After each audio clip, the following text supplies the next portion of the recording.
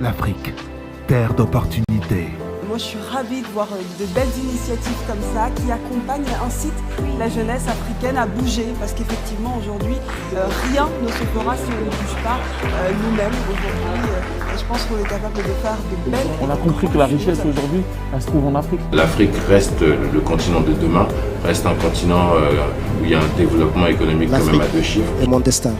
Et j'espère que tout Africain qui se trouve ici pense la même chose de son pays. C'est très important lorsqu'on parle de développement. On ne peut pas aujourd'hui concevoir le développement de l'Afrique sans une unité des Africains. Qui dit aucun de nous, en agissant seul, ne peut atteindre le succès. Donc agissons ensemble. Nous avons un fort potentiel que nous pouvons apporter à la jeunesse africaine, au développement de l'Afrique en général. Nous maîtrisons cette chose. C'est presque une évidence. La jeunesse est une valeur. L'Afrique, terre d'opportunités. Moi, je suis ravie de voir de belles initiatives comme ça qui accompagnent, incitent la jeunesse africaine à bouger. Parce qu'effectivement, aujourd'hui, rien ne se fera si on ne bouge pas nous-mêmes. Aujourd'hui, je pense qu'on est capable de faire de belles... On a compris que la richesse aujourd'hui, elle se trouve en Afrique. L'Afrique reste le continent de demain, reste un continent où il y a un développement économique quand même à 2 chiffres. C'est mon destin. Et j'espère que tout Africain qui se trouve ici pense la même chose de son pays. C'est très important lorsqu'on parle de développement. On ne peut pas aujourd'hui concevoir le développement de l'Afrique sans une unité des Africains. Qui dit aucun de nous, en agissant seul, ne peut atteindre le succès. Donc agissons ensemble. Nous avons un fort potentiel que nous pouvons apporter à la jeunesse africaine, au développement de l'Afrique en général. Nous maîtrisons cette chose. C'est presque une évidence. La jeunesse est une valeur. L'Afrique, terre d'opportunités. Moi, je suis ravie de voir de belles initiatives comme ça qui accompagnent, incitent la jeunesse africaine à bouger. Parce qu'effectivement, aujourd'hui, rien ne se fera si on ne bouge pas nous-mêmes. Aujourd'hui, je pense qu'on est capable de faire de belles... On a compris que la richesse aujourd'hui, elle se trouve en Afrique. L'Afrique reste le continent de demain, reste un continent où il y a un développement économique quand même à 2 chiffres. C'est mon destin. Et j'espère que tout Africain qui se trouve ici pense la même chose de son pays. C'est très important lorsqu'on parle de développement. On ne peut pas aujourd'hui concevoir le développement de l'Afrique sans une unité des Africains. Qui dit aucun de nous, en agissant seul, ne peut atteindre le succès. Donc agissons ensemble.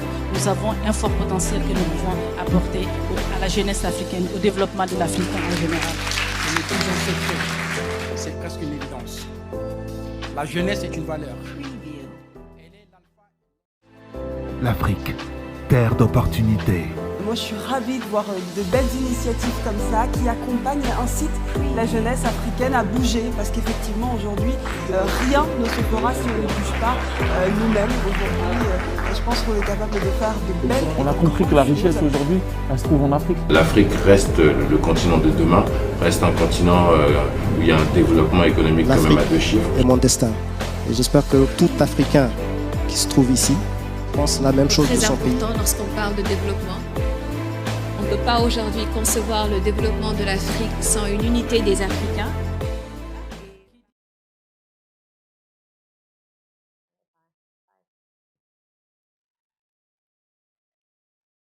Ladies and gentlemen, boys and girls, lovely viewers, dearest lovers of English, welcome back to the third session of this Think competition. I am Aimé Cesaire. I'm hosting this debate contest. So I'm very glad again to have you all around this afternoon and sharing with you all we have as knowledge. And without losing any time, since we're in a lasting month, I will introduce the members, our wonderful jury panel members, and then come back and talk about the teams competing today and their topics and those stuffs. First of all, we have today we have Mr. Malick Sy, then we have Mr. Ibajov, and next we have Mr. Numubari. They're really very committed since the very beginning and they're attending debates. So I will give the floor to them. to maybe introduce themselves and give their impression or talk about some rules of the competition, and then we'll be back to really start quickly the contest. So Mr. Mamadou Silla, you have the floor first.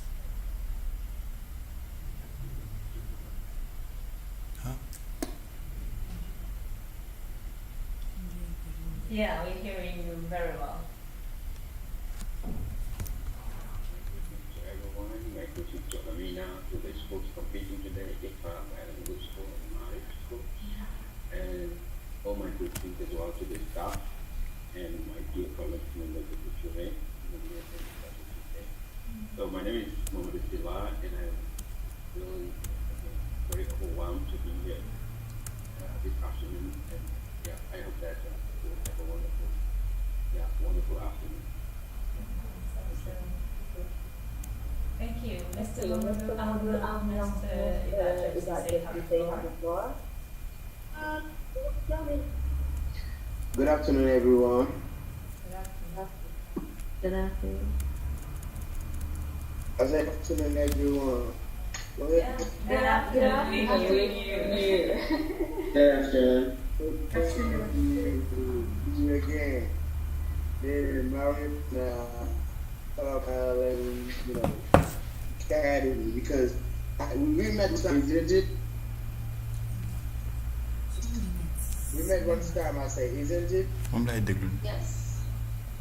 And that was great. That was so excellent. Last time I was so amazed when you were speaking this language like that because so you said when I got your edge I didn't have the ability to speak language like that. And I'm so happy to see young, boys and girls at the age of 14, 18, 19, to much or trust this language as well. Because it's great. It pushes people to just moving and motivating, some boys and girls like your age and us, who did not have the opportunity to come here because debating is very, very interesting. Yeah, I started debating when I was in L3, I'm not mistaken. And I mean, as I said, Sila, they were there, and they were source of my motivation, if I can say. From far, from back in the day speaking, and I said to myself, so I have to take up this challenge. I have to expose myself to this kind of situation or kind of atmosphere where I would be obliged to use language efficiently. And to tell you the truth is, you are on the right track. Keep on doing it. Watch a lot of videos, most importantly videos, because I was hearing about Zachariah. I said she watches a lot of videos, and it is very interesting. Me, for myself, I learned this language from books and videos. This is the two most important things, in order to master English, because the best way to master English is to hear people speaking and how they use the language, pronunciation, and do not forget about English pronunciation, a language of pronunciations, because every single word will be pronounced. And don't worry about that. You are on the right track. Keep on working. Coming back to the rules about the debate, so just I think you have once started the debate.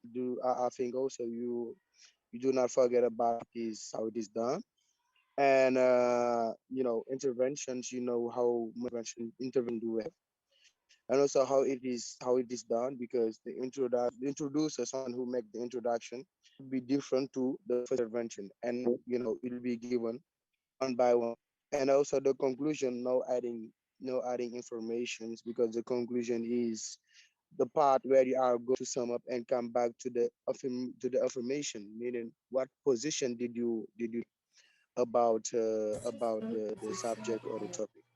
It was all I wanted to say. Thank you all.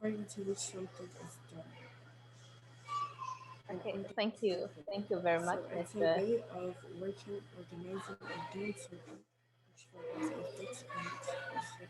Hi, you hearing me? Yes. Thank you, Mr. Ibajab. Wise words, really. As you said, practice makes progress. Practice makes perfect. Sometimes it's what as the like what we're used to saying, but I would sometimes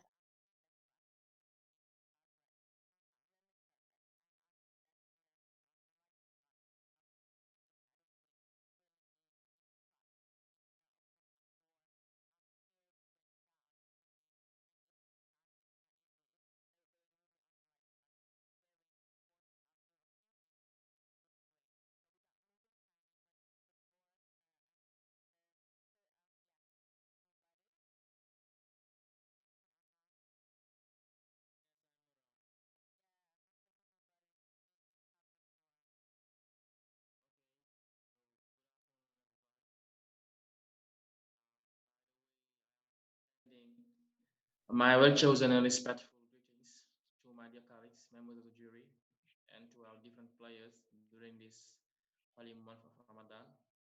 And I profit from that occasion to formulate some prayers so that we should live peacefully in our respective societies, right?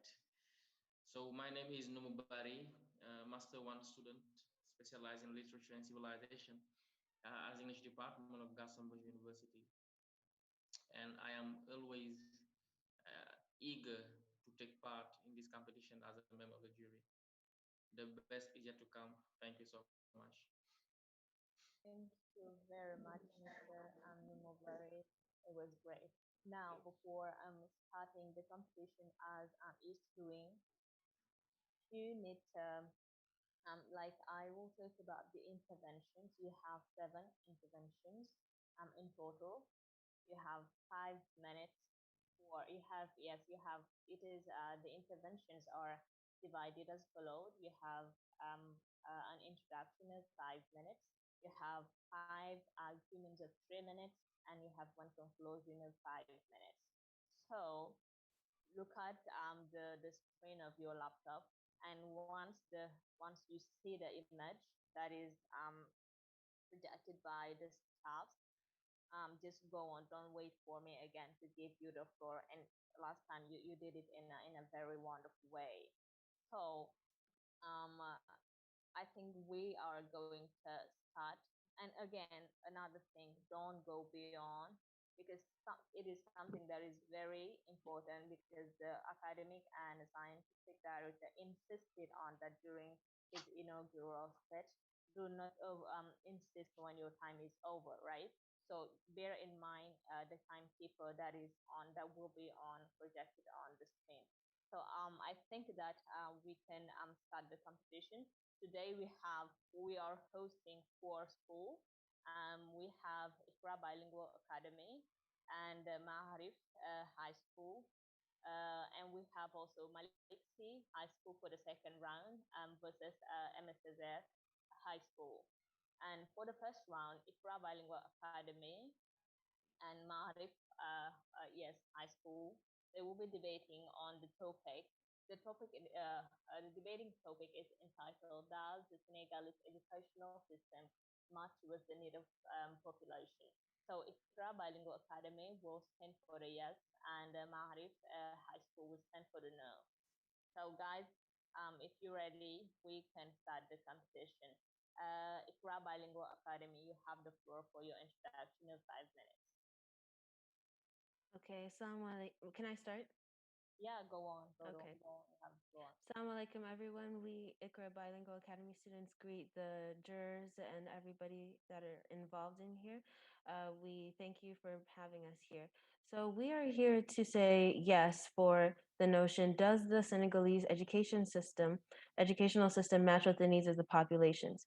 Senegal is a home to about 16.3 million people in total, according to statistics. And we are here to say that yes, the Senegalese educational system does match with the needs of the populations of Senegal. What are the needs of the populations of Senegal, might you ask?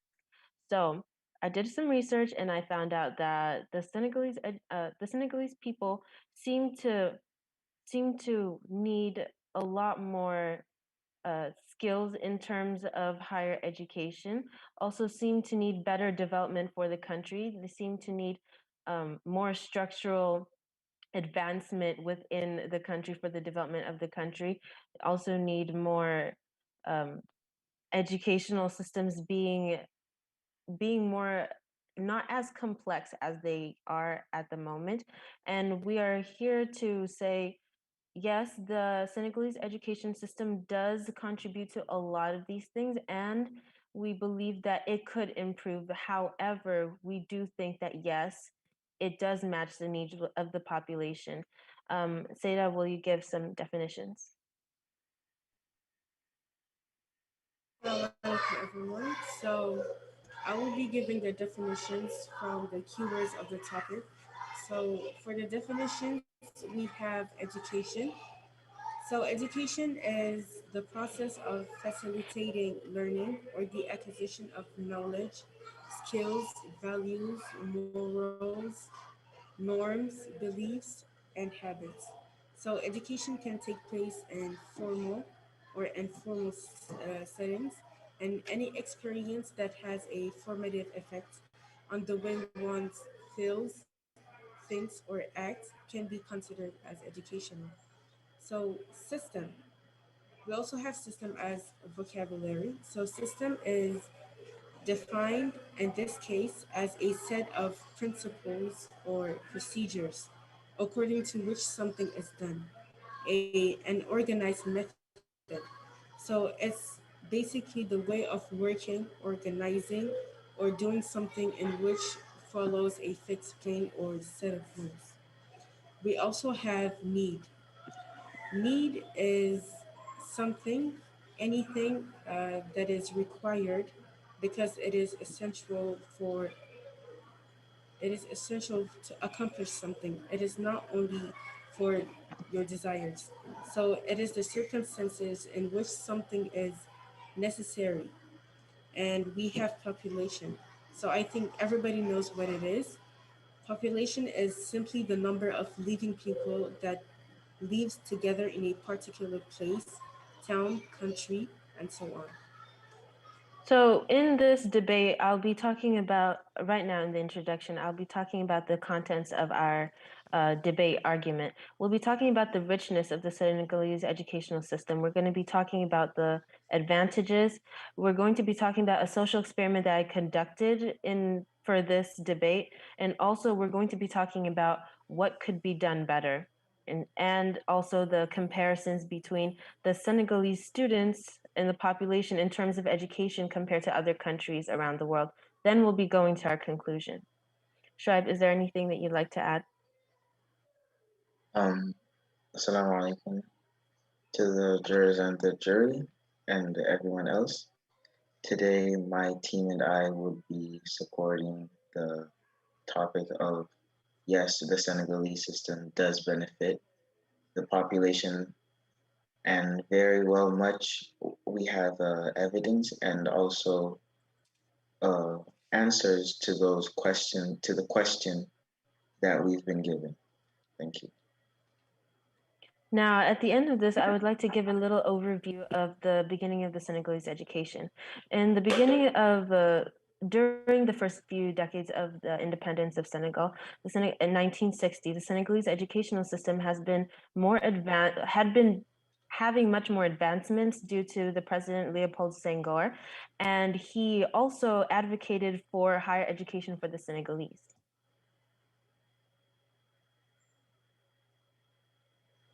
Okay, so it's our turn, right?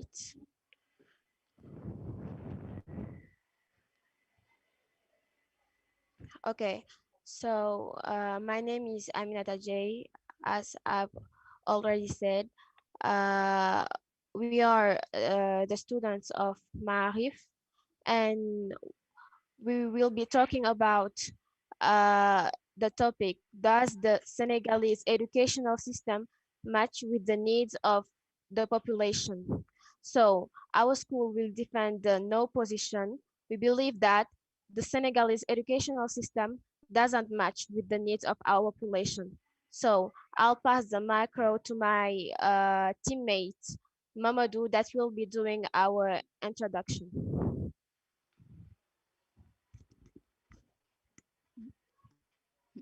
Hello, I'm Mamadou Diop. Now, my first answer is it doesn't match with the needs of the population.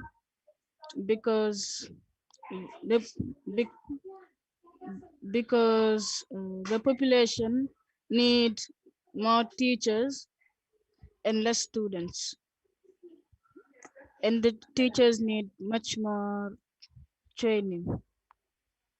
There are two different education systems: the being educated at home or being educated in school by being taught.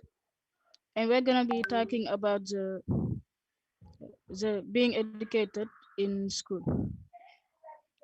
Now I'm going to be giving the floor to Mara.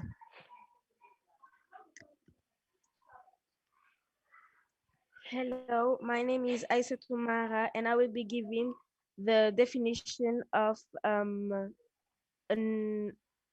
educational system. So, an educational system is an arrangement that consists of at least one student and one teacher in a context, such as in a tutorial or via Skype.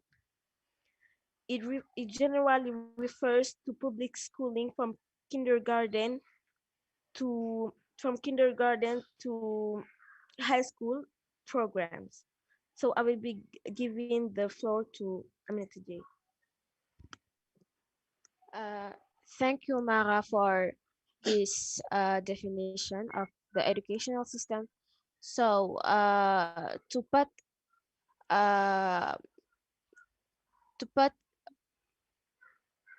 to make the context, I will give the needs of the Senegalese population.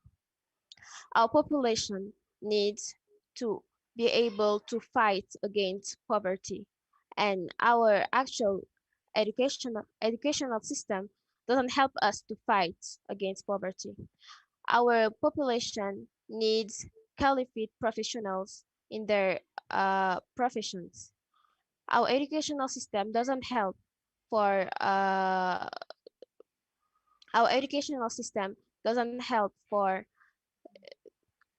doesn't help for the needs of our population. Uh, we also need good uh, good faculties that will help for the formation of our students. And the educational system also doesn't help with that. So I'll give the floor to my teammate Maha that will help us to put a really good context to our topic. So what we have to give more place is communicative language. Like many people are using GTM, that means grammar teaching methodology, but we have to use but if we use role play teamwork, students it will help the students to communicate better. Thank you. Okay, so we're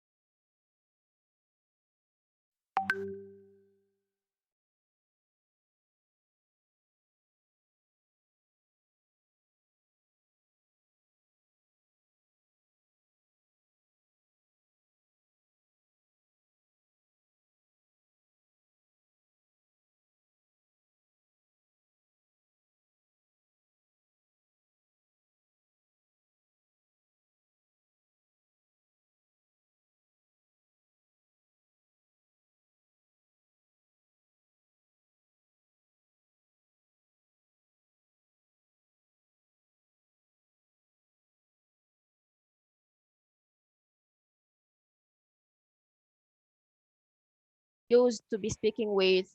So we can't force the student to go to school and learn languages that they are not familiar with.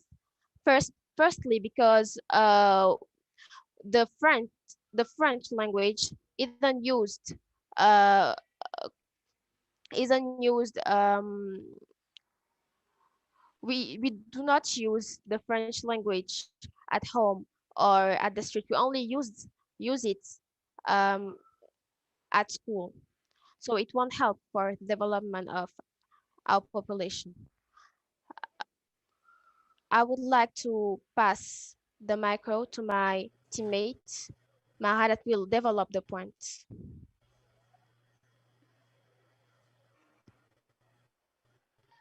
And also the lack of training, because we can see in especially private school some teachers that are not trained, and that does not match with the needs of the population.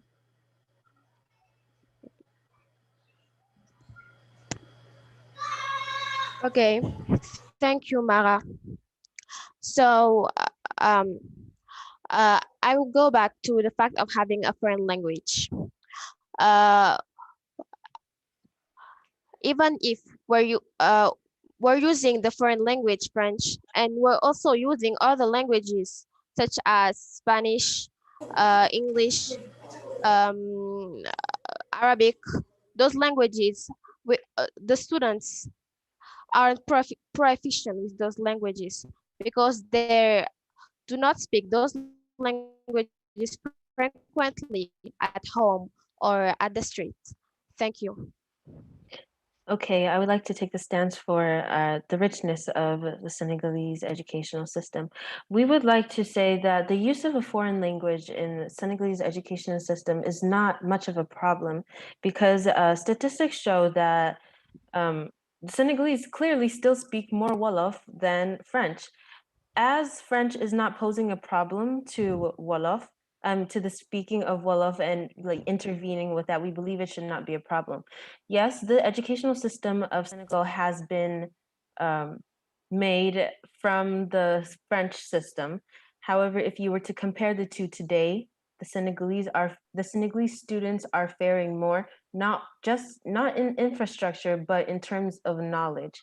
We believe that the students have a higher GPA than the French students, and I would like to point to some examples of some students here in Senegal that went to France to study and learn, and they ended up not even studying at all because they thought it was extremely easy. This just goes to show that the Senegalese educational system and the French educational system are no longer the same, and the Senegalese are doing their own thing. And we believe that this is something that should be continued. Just because it was brought by France does not mean we should destroy it altogether.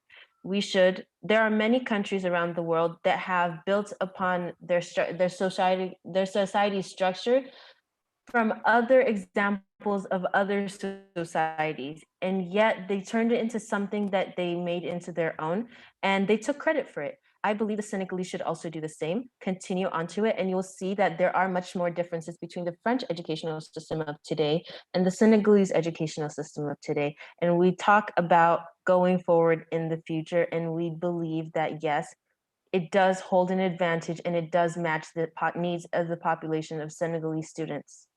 Shoaib?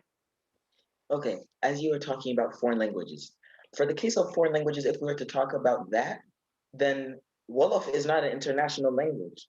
And if the population were to start if the population and the educational system were to be changed to be used in Wolof, then no textbooks would be used because all of them are either in French, English, or in Spanish, because those are one of the three major languages in this world.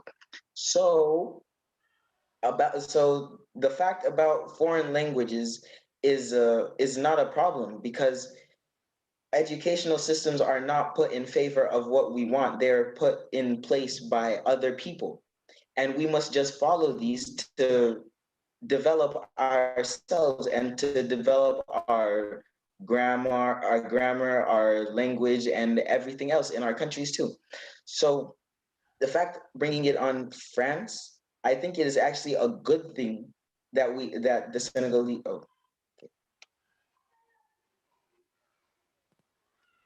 So we'll take the floor for the third intervention. So for the third intervention, I would like to pass the micro to my teammate Mamadou that will develop a point of our argumentation.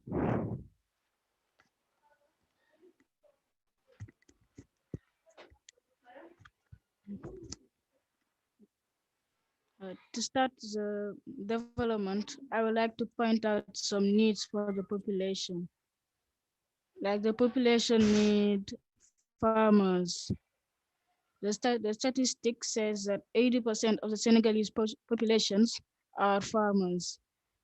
And if you take example of the United States, at kindergarten, they already teach children how to bake cookies. And in here of the and here in the educational system of the Senegalese education system, they don't learn it because they think that we already have enough farmers. Uh, another another thing I would like to point out is a lack of training of teachers. Some teachers are not well trained and come to school to teach children, and that can mess up with the education of children and the knowledge. Now I'll pass the floor to my other teammate, Mara.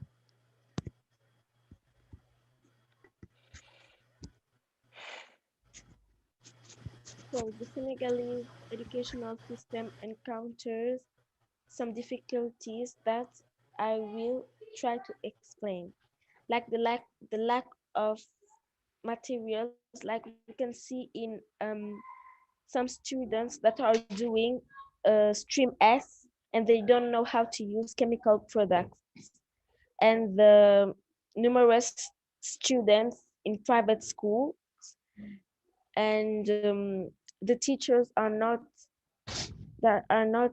enough. The teachers are not enough. The teachers are not enough, and we have to evaluate with the same project and the same topics to make the student understand that if they were not studying well at school, that may be because they were not focused in studies. Thank you. Thank you. I would also like to point out another thing. Because of our lack of equipment, our educational system isn't proficient. Students in rural areas cannot learn properly because they do not have the equipment required to learn properly. I would like, yes, next. Okay, so we're here for our fourth intervention. I would like to point out that another thing that we were talking about, the different languages. We believe that being able to speak more than one language in the population of Senegal would definitely help the Senegalese population. And I believe that it is what the Senegalese population needs a lot. It is what everybody needs. Compared to French people don't know how to speak Wolof, but people in Senegal do know how to speak French and Wolof. That is an advantage. That's what we believe. We're not going to say that it is the best system. We're not going to say that it is the only thing that the Senegalese need, but we believe that it is efficient and it does match with the population's needs. However, we do know that there needs to be improvements, and we believe that every single educational system around the world must improve, not just the Senegalese educational system. So in terms of skilled teachers, that can easily be counterattacked by having much more training for the teachers and by having much more sessions for teachers and students to improve the interactions between each other. We believe that that can help the lack of skilled teachers. However, we do still believe that there are a huge number of skilled teachers in Senegal, as many people from different countries around the world, especially in Morocco, Niger, Ghana, Kenya, have all traveled from their own home country just to study in Senegal. This goes to show how the Senegalese educational system does not only match the needs of the population, but it also matches the needs of people in different countries. And with more people coming from different countries into Senegal just to learn, it creates more jobs for the Senegalese, especially for the Senegalese teacher, and it creates a better and much better reputation for the Senegal. And we believe that that is something Senegalese need. Seda? Okay, so I would like to add something. I would like to bear witness on a point that Aisha Zakari declared. So, as she was saying, the Senegalese program, the system, is a really good one. We're not saying that it's the best, but of course it needs improvements. So, as a student from IQRA Bilingual Academy that did the Senegalese program before, the informations and the subjects that we have in this program is very rich in terms of information. Because when we did the program and I came back to this school, we can see a large difference. For example, I would just want to say that the Senegalese program is kind of advanced from. Okay, so we take the floor for our fourth intervention. For our fourth intervention, I would like to point out a really important argument that we tend to forget. In the Senegalese educational system, the rural areas are recurrently forgotten because in the rural areas, they do not have the equipment that they need to be able to learn correctly. They sometimes they do not even have schools where they can learn. They don't have teachers. The students are in the best conditions. At the contrary, in the urban areas, we may have a slightly better condition than for the rural areas, but all the students need to have the same chance. They need to have the same opportunities. So if students in the rural areas, if students in the urban areas are more lucky than students in the rural areas, that's the problem. We should have an educational system where students are at an equal footing. So it's a really important problem that we should actually look out for. We should try to improve our educational system so that all the students will have the same chances. That's what I would like to point. So I will give the floor to Mara so that she can point out another important point. So the current COVID-19 is a good example of the incapacity of our educational system to match with the need of the population. Like some online platform like Learn at Home and My Class at Home, the cost of those online platform is too heavy for the Senegalese population. Only 20% of the population have access to that platform. Thank you. Okay, so thank you. Next, please.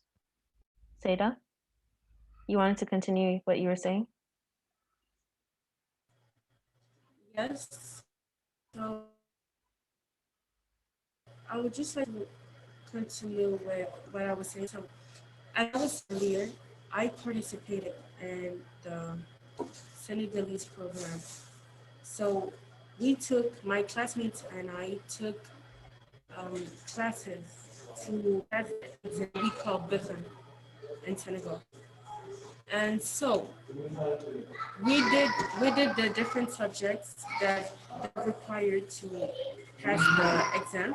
So for example, talking about science and math, when we did these classes in ninth grade, they were really useful because when we came back to IQRA and we did pre-class, we're in a very advanced position. And I heard someone in the MAARIF team that we the student in a lab or something. I think someone said that to have more teachers and less students. How can we have less students if we want to develop our career? So I would also, oh.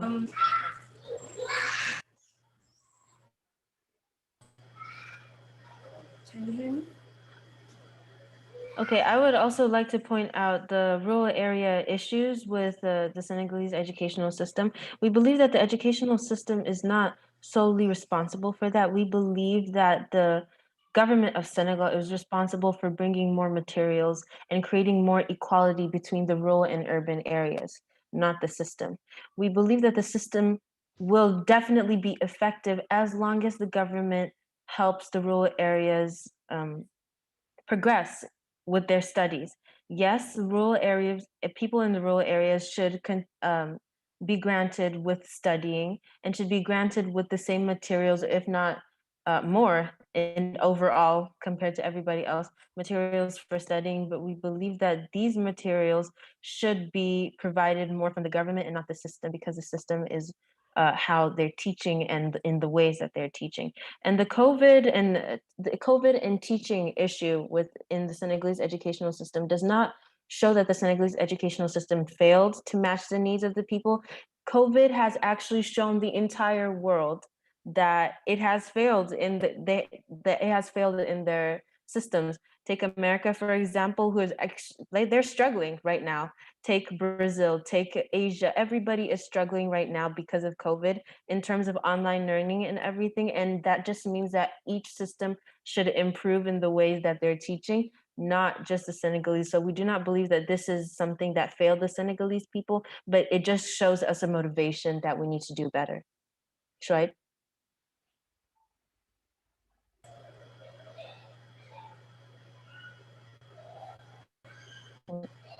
Okay.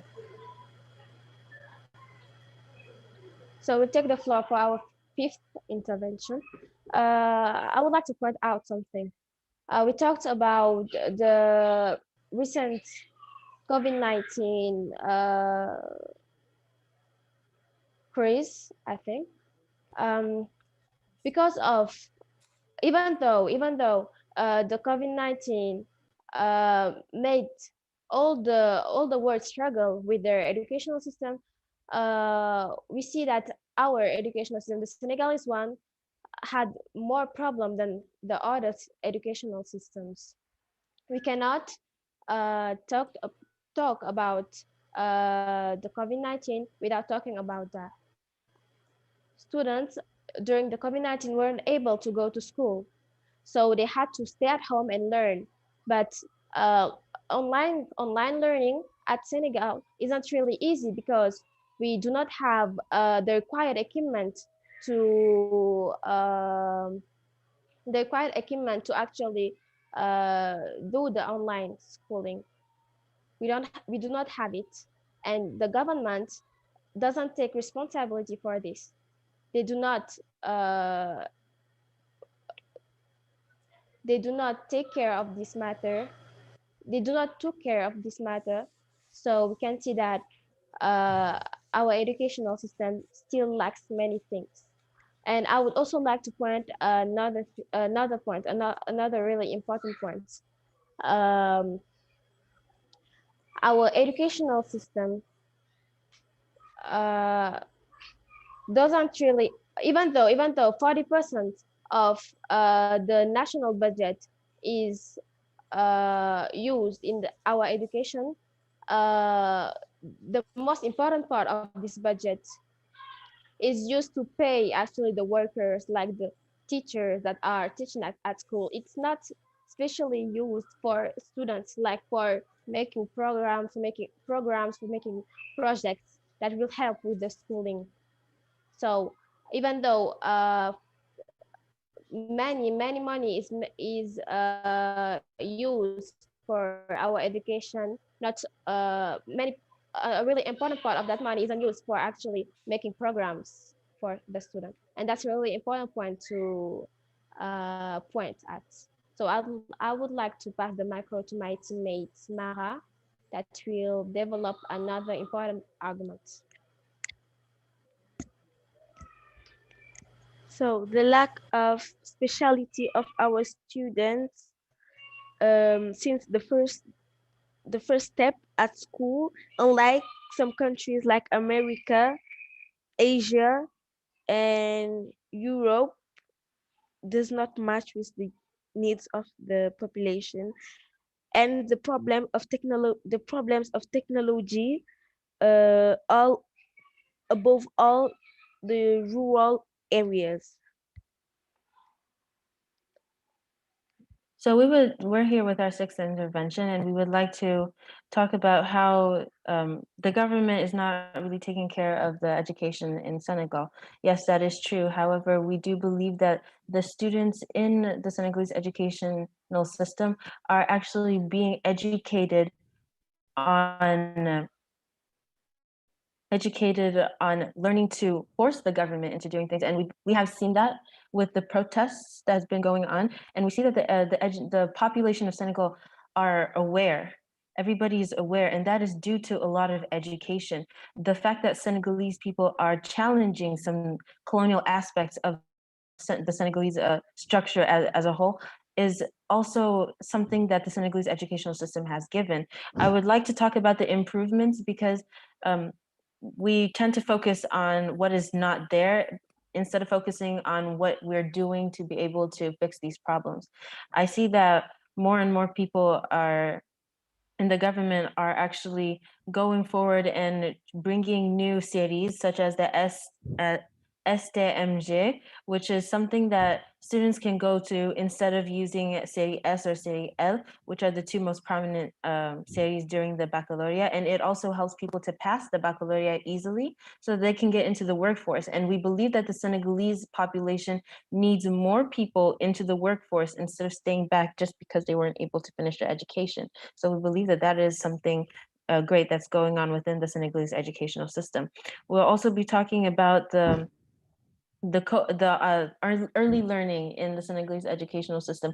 We still believe that the Senegalese educational system is much more advanced, even to the United States of America. Coming from somebody who has grown in the United States of America, there are differences, there are advantages in the United States, there are advantages in Senegal. However, I believe that the students are much more highly trained here in Senegal compared to the ones in America, because if a student from Senegal, I guarantee it, were to go to an American school here in Senegal, which I come from one, or in the United States, they would totally excel compared to the students in the United States. Shoaib? For the point of agriculture that one of your debaters said, there are three categories in society these days. There are three categories of society these days. They're the workers, they're the supervisors, and they're the thinkers. So if we were to only put ourselves into the working force, then that wouldn't give us any advantage, because who would think for us? Who would supervise us? No one. That is a very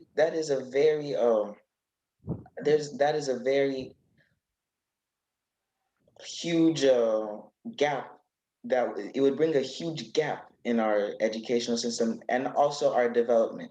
And also, as Aisha said, from recent events of the riots and everything, that is due to awareness and due to education that has happening, and also to the point of technology.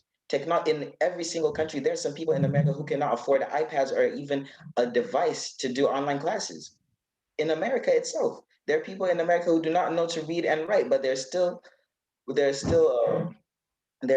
places to go to. But here in Senegal, the educational system is strong and is also given the students. Okay, so we continue with our next intervention. Um, to show all the problems in our educational system, we can see that in 2014, uh, the, in 2014, there was a meeting called Les États Généraux de l'Éducation that took place in January in 2014. Just the fact of having a meeting to found ways to change our educational system shows that our educational system is still not performant. We still lack many things. During the meeting, they were trying to found ways and means to actually change, to actually make our educational system better. And I would also like to point another disadvantage of our educational system. We tend to forget that girls are also part of the population. Many girls in Senegal does not attend school, and that's not a good thing. The girls in Senegal should be able to attend school just like the boys. Girls aren't given equal chances to boys. We see that nowadays we see that women have a natural affinity to leadership. In the streets, we see many women that are not at school, women that did not have the chance to go at school. They to be able to help their family. They sell things like they sell goods, they sell food, and we see that that's not actually a good thing. Were if women went to school just like boys, if they were able to actually have a good education, able to read properly, to count properly, I think that our country would be able to develop more. I'll pass the macro to my teammate Mamadou so that he can develop another point.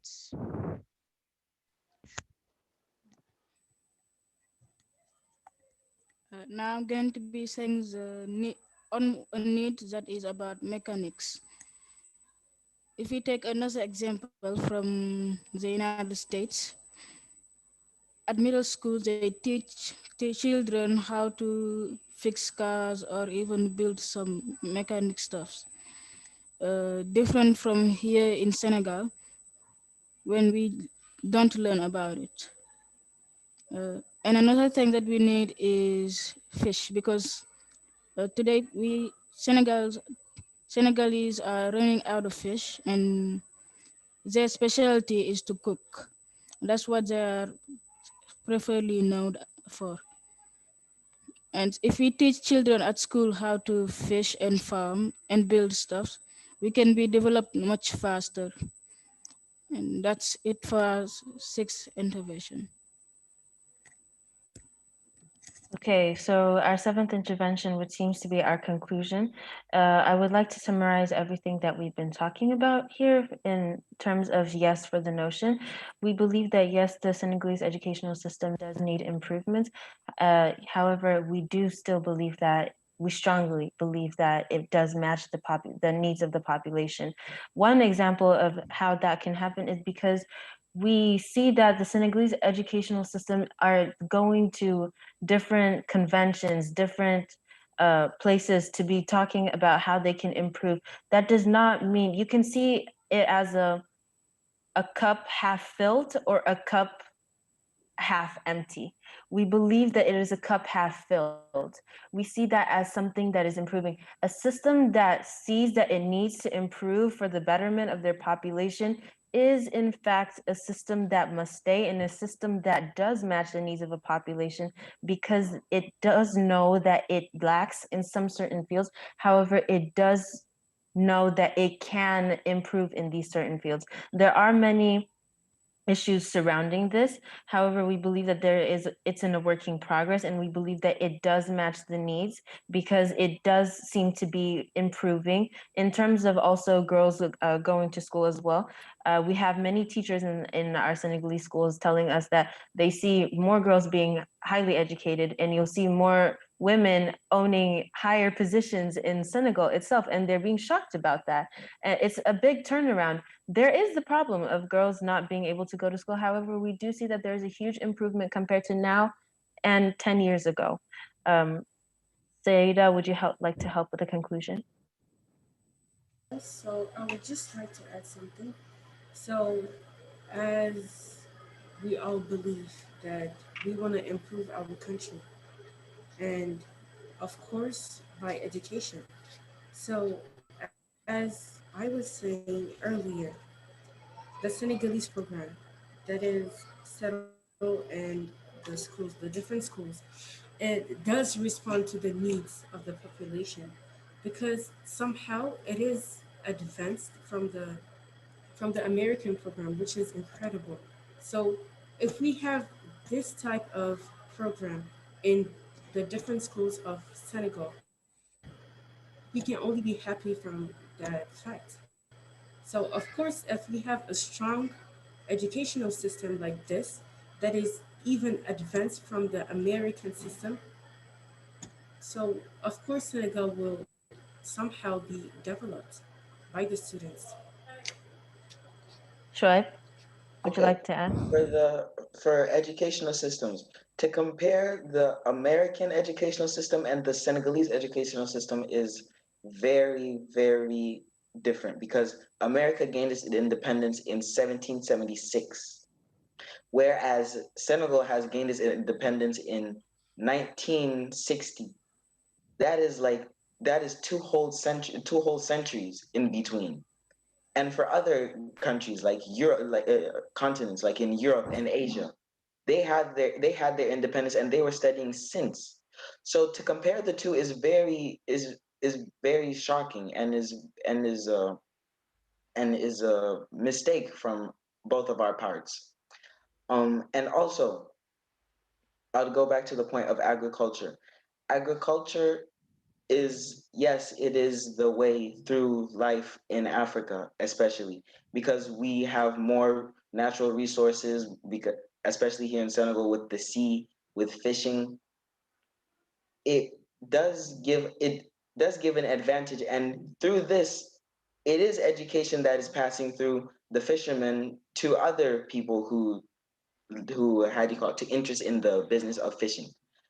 So the point of education here in Senegal not being advantages to the people is um what would I like it's very Is something shocking to say. I would like to conclude this by saying that I have spoken to many Senegalese people over my social experiment, and I wanted to know what they wanted because this is about the needs of the populations of Senegal, and the majority of the people, 8 out of 10, have told me yes, they do like their system. They know that there's problems with their system, but they do believe that their system is better in comparison to other systems.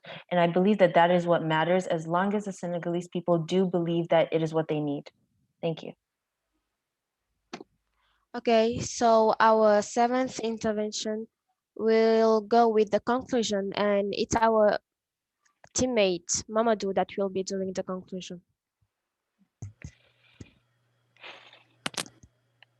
As we said in our first intervention, the Senegalese educational system doesn't match with the needs of the population. Because because if we don't teach at school things that we need to know to develop, we might as well never develop. But we can have the spirit of to develop when we start changing the educational system, like adding more things or other things. and I'll be giving the floor to Mara.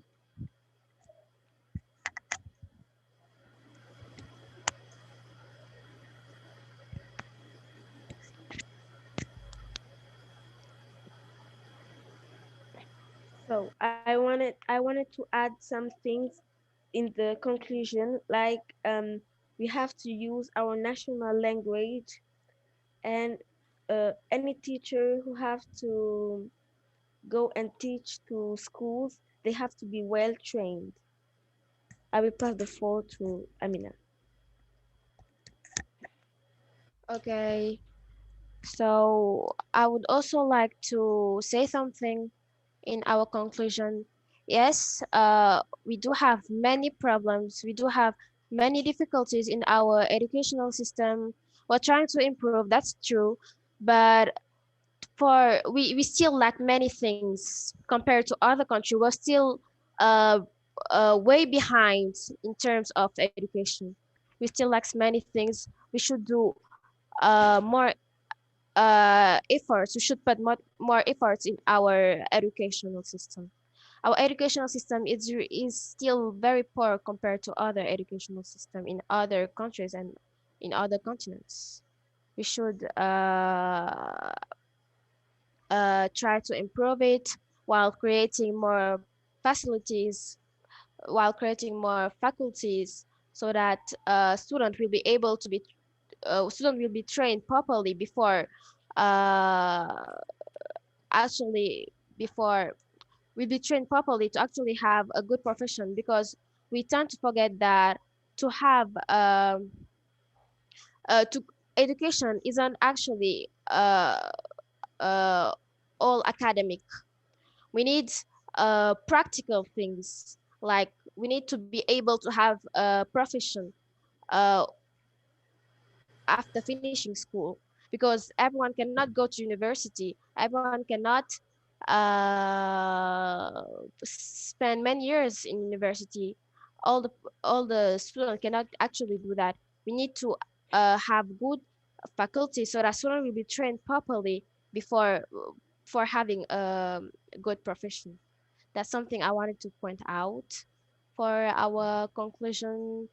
And also, we need to actually think about the teachers, because teachers in our educational system aren't properly paid. We we have endless strikes in our educational system. Student teachers uh, cannot actually they cannot teach if they're always in strike, if they do not have the opportunities to teach, if they cannot teach. We should actually help our teachers, pay them properly so that they will be able to actually teach things properly. That's what I wanted to point out in our conclusion. Thank you.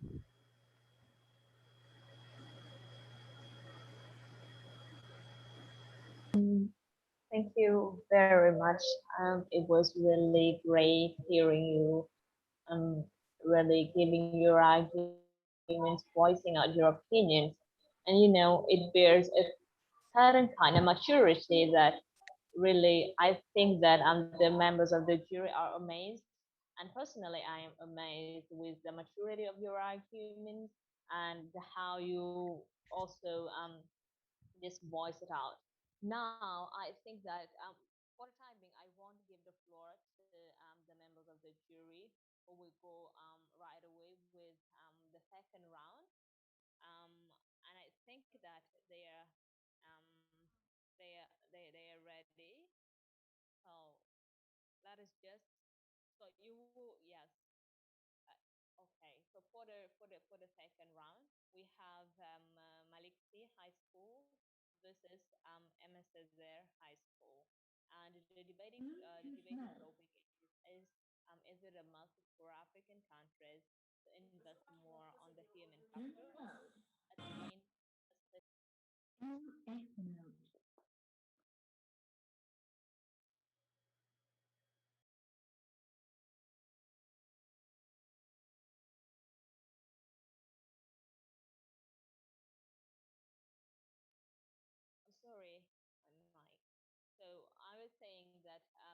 topic is it a must for African country to invest more on the human capital to attain sustainable development? Malick Sy High School will be for the no and Aimé Cesaire for the yes. So without losing time, I think that we're going to see if they're online. Um, uh, are they online or not yet? Okay, if they're not yet online, I think that we can give the floor to um, the jury president, Mr. Mr. Mamadou Silla, maybe to give this some of his impression for the first match. Mr. Mamadou Silla, are you online? Yeah, I'm still here. Yeah. Can everyone hear me? Yes. Yeah. So I just want to say just maybe a few words, but I will not dive into the details of the match because yeah, I will leave it after discussing with the members of jury. But I wanted just to For say, the two schools, IQRA Bilingual and MAARIF High School, you can just follow the second round, the second match, I mean, and then the jury will be proceeding for the deliberation, right?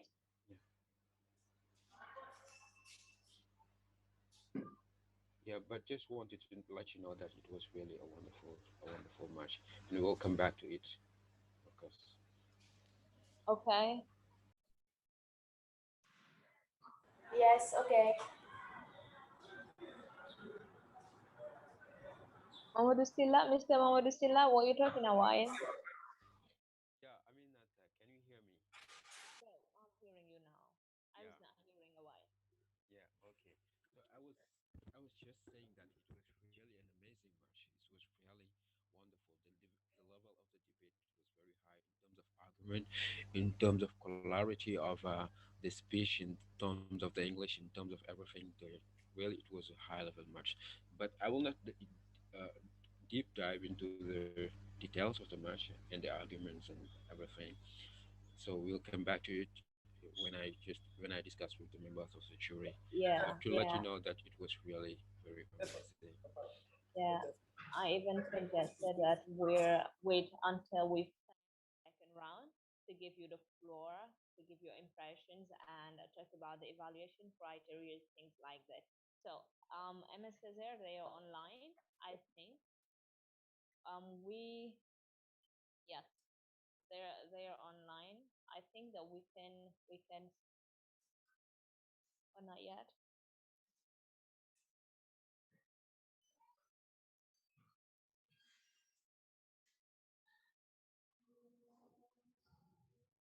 So since they're it seems that they have some problems with their connection and they have some technical issues. I think that at the meantime we can start with one of the biography we can have.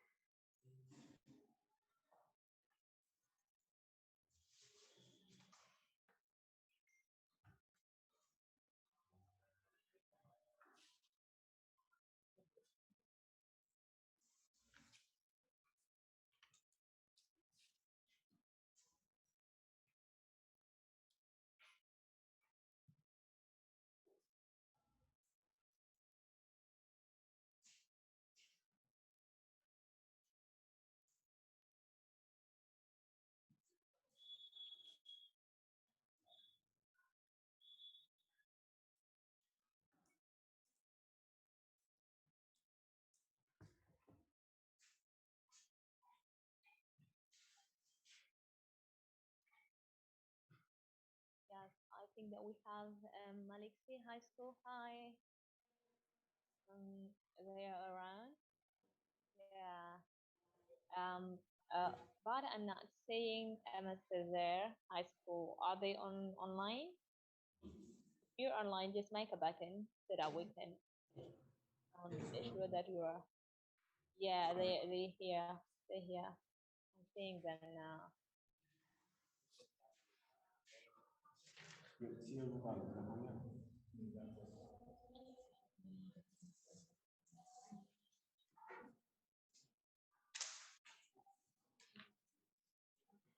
Okay, so first and foremost, before starting this competition, I want each of you to introduce yourself.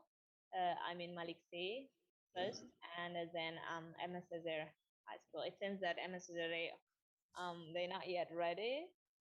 Are you guys?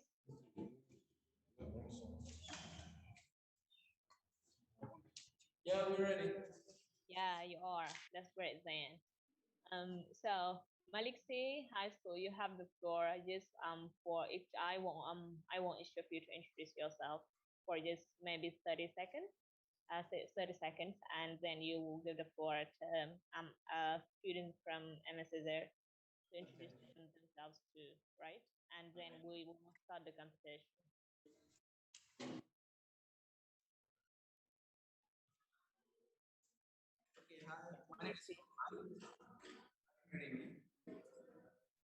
Okay, my name is Manba. I'm in class in Malick Sy High School. At Malick Sy High School. So my name is Mamlejin. I'm in Maths High School. High School, sorry. Okay, so I'm greeting each other in the most respectful way. Named after Idris Hamid, the current king of the English club, and as they underline, people are students in Mount High School, and it's a pleasure to be here today. So I have to debate in this topical issue. Thank you. Thank you. Yes, MSZ, go on. So I'm Abdullah Walisai. I'm in grade 11 and I'm representing my school.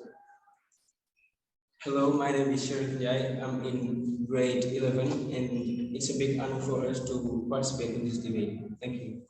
Hello, my name is Ngalelle. So I'm in grade 11 S2 and it's my pleasure to be here today. Thank you.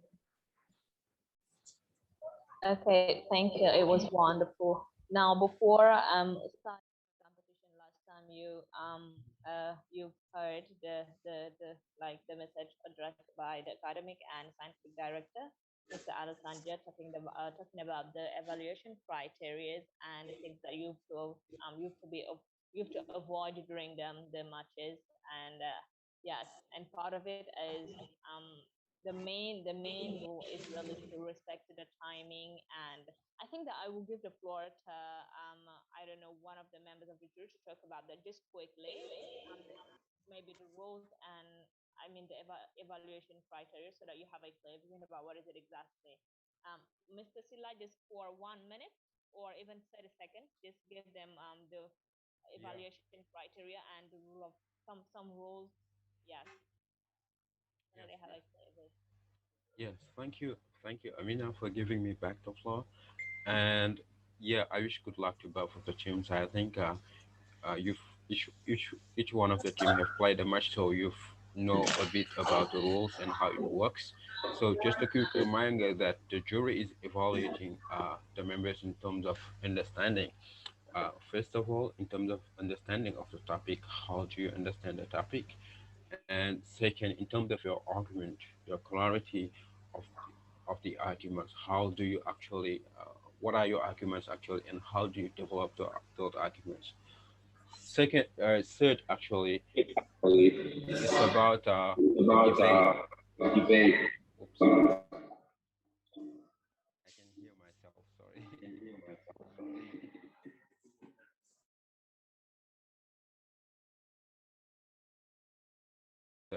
It's important that the debate is not parallel.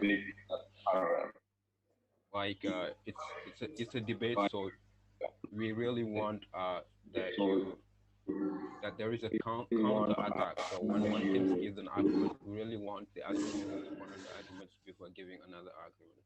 So avoid parallel debate is very important to the members of the jury. And one last point, it's also about the English, because it's a debate, of course, but it's a debate using the English language.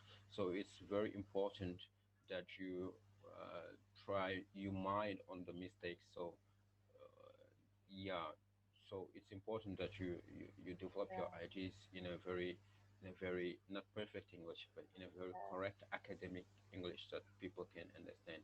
And maybe one last point is about the time. So the technique is going to send the time, and then we really want you to stick on the time. So mind the time doesn't mean that you have just to end up your argument just like that. So when you see that the time is coming to an end, so you need to wrap up your ideas and then find a best way to conclude your arguments before the time ends. Yeah. Thank you.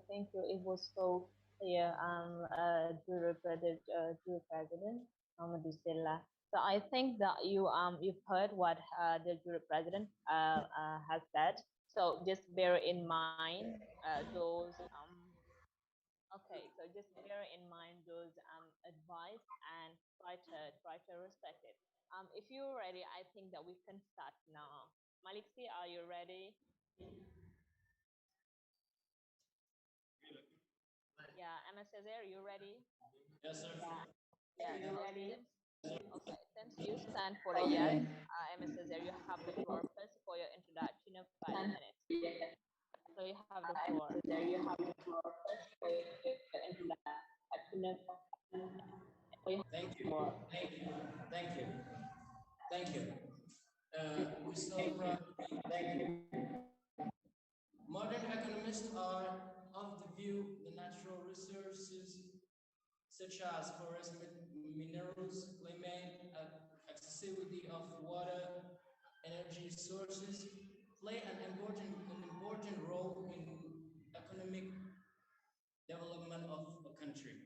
A country which has abundant natural resources is got a position to be developed rapidly, and it is more efficient to be developed when you got those kind of resources, and can help you develop. Economies are created and managed by people. These people must be capable of performing the duties required to create such an economy. Matters of economic growth and decline key of the population. This is called human capital. Human capital is described as the skills, training, and health acquired through a job training or an education. Mikhail Pakistan Park defines it as the skill of knowledge of human beings. It is also defined as endowment of ability of produce that exists in each human being. To truly understand the word, we must understand the role of that population in the economic growth. And then we'll understand why it is a must for African people to invest in human capital. Thank you.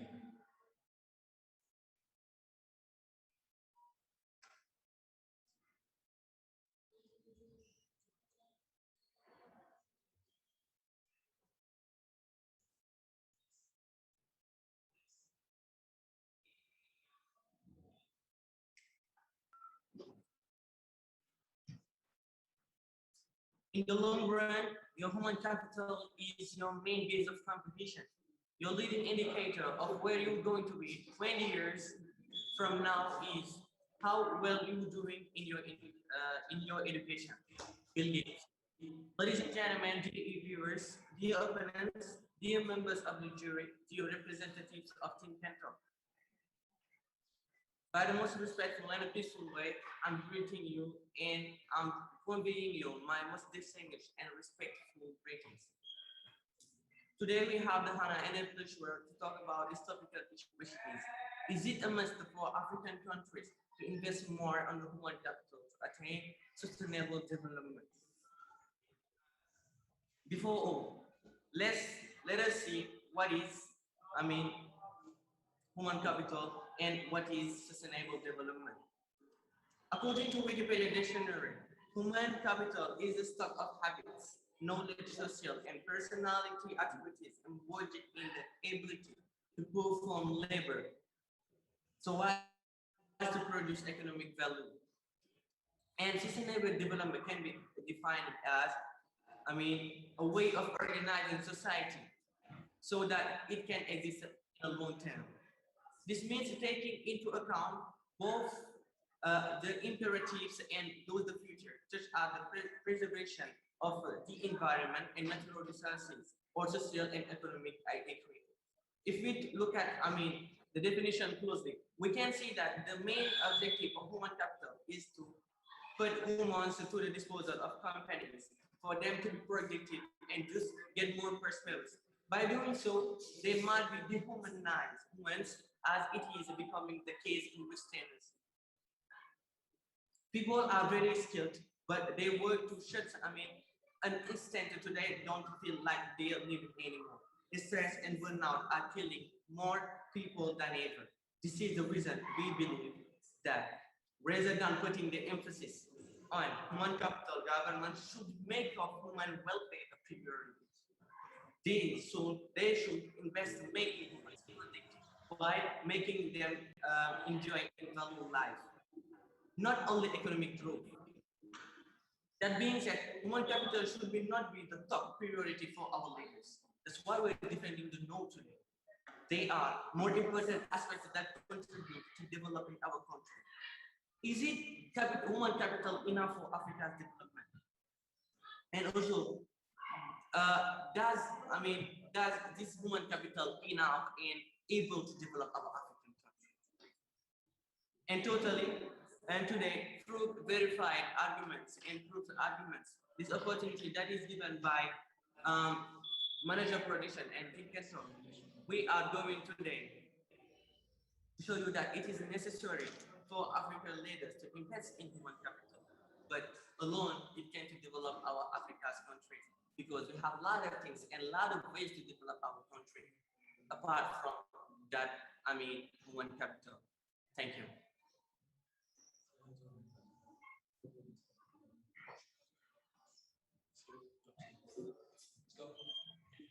Okay, so first of all, I have to tell you, human capital and economic growth have. Okay, first of all, I have to tell you that human capital and economic growth have a strong correlation. Human capital affects economic growth and can help to develop an economy by expanding the knowledge and skills of its people. So the skills provide economic value, and since a knowledgeable workforce lead to increased productivity, human capital is pursued to increase productivity and thus profitability. Africa's diversity and human capital are increasingly being regarded as the continent that is the greatest asset. Africa's young population has the potential to catalyze growth and development on the continent. By 2030, it is estimated that more than 60% of Africans will be of working age, and by 2040, Africa is expected to have a larger working population than China and India, and that's what African people need to go ahead.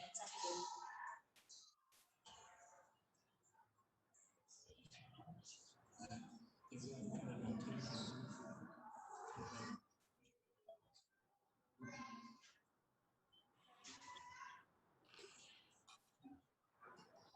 So type 1, I'm putting it in a most respectful way among legend, one of the biggest rights has in Nigeria. So before I will put emphasize on the sustainable development. What is sustainable development? Sustainable development is the broad concept with four main objectives, which are firstly social progress and equality. Secondly, environmental protection. Thirdly, natural resources conservation, and the last, stable economic growth. A quick look at the paradox between all the wealth we have in the African countries and how poor its enables are made make us think that we have a problem related to the human capital. But no, we don't have it. We think that is misleading ideas because what we lack is not real human capital. The continent is full of quality human resources that can develop our countries.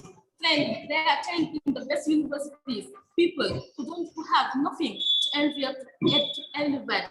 So the problem we have is the lack of environment that is not adequate for a development. We need to strengthen our institutions, reinforce our justice, create a business-friendly environment likely to attract investors and foster development. Thank you.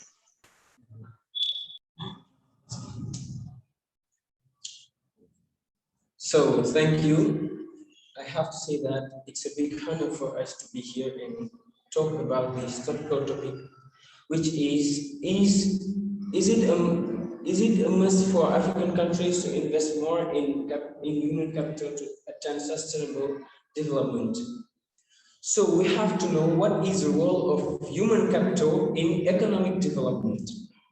Human capital is a fundamental source of economic growth. African nations would need to inject more funds into human capital to ease inclusive growth and proper productivity. The AFDB revealed its 2020 African Economic Outlook entitled Developing Africa's Workforce for the Future. So, it is a source of both increased productivity and technological advancement. The difference between developed and developing countries is the rate of progress in human capital. According to the report of the Economic Outlook, in Africa continues to improve. Real GDP growth rate estimated at 3.4% for 2019 is expected to accelerate 20.9% in 2020 and 4.1% in 2021. But this overall rate masks significant cross-regional and cross-country variation. 20 countries on the continent are expected to reach growth between 3 and 5%, while 20 others should go beyond 5%. The report says 6 of the 10 fastest growing economies in the world are now in Africa.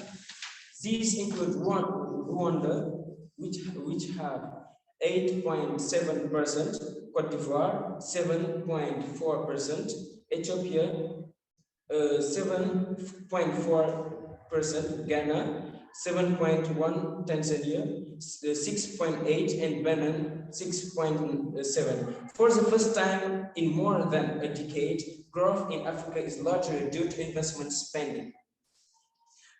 Spending, especially in infrastructure, raises consumption. However, the report says investment in physical infrastructure, though important, is not enough to stimulate the growth and productivity necessary for African economies. Countries should also accelerate investment in the development of human capital. Thank you.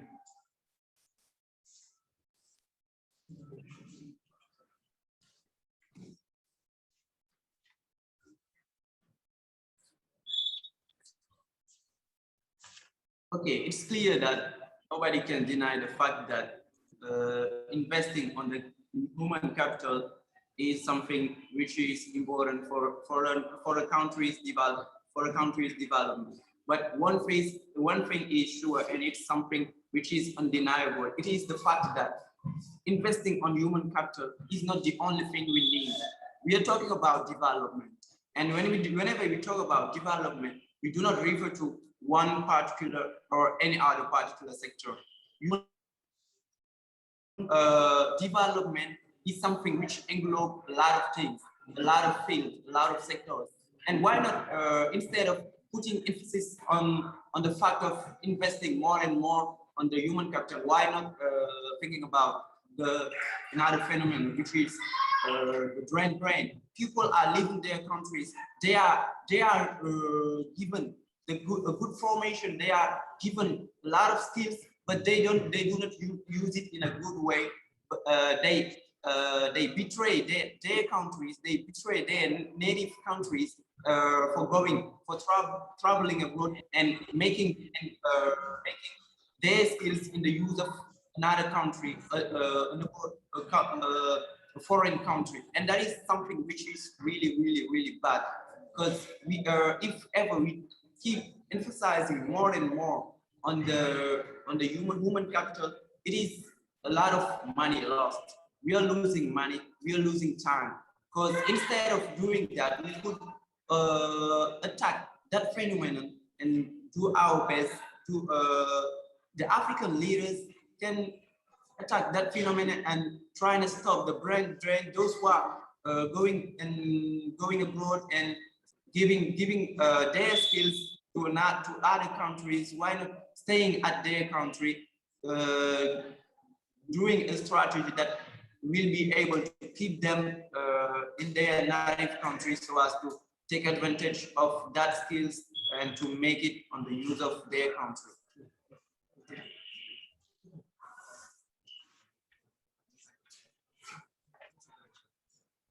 Okay, and also another thing is that most of our leaders are corrupted. There are a lot of corrupted guys. There are a lot of corrupted people. That means that people are not full of confidence. We not truly trust in somebody. Otherwise, he or she may betray you.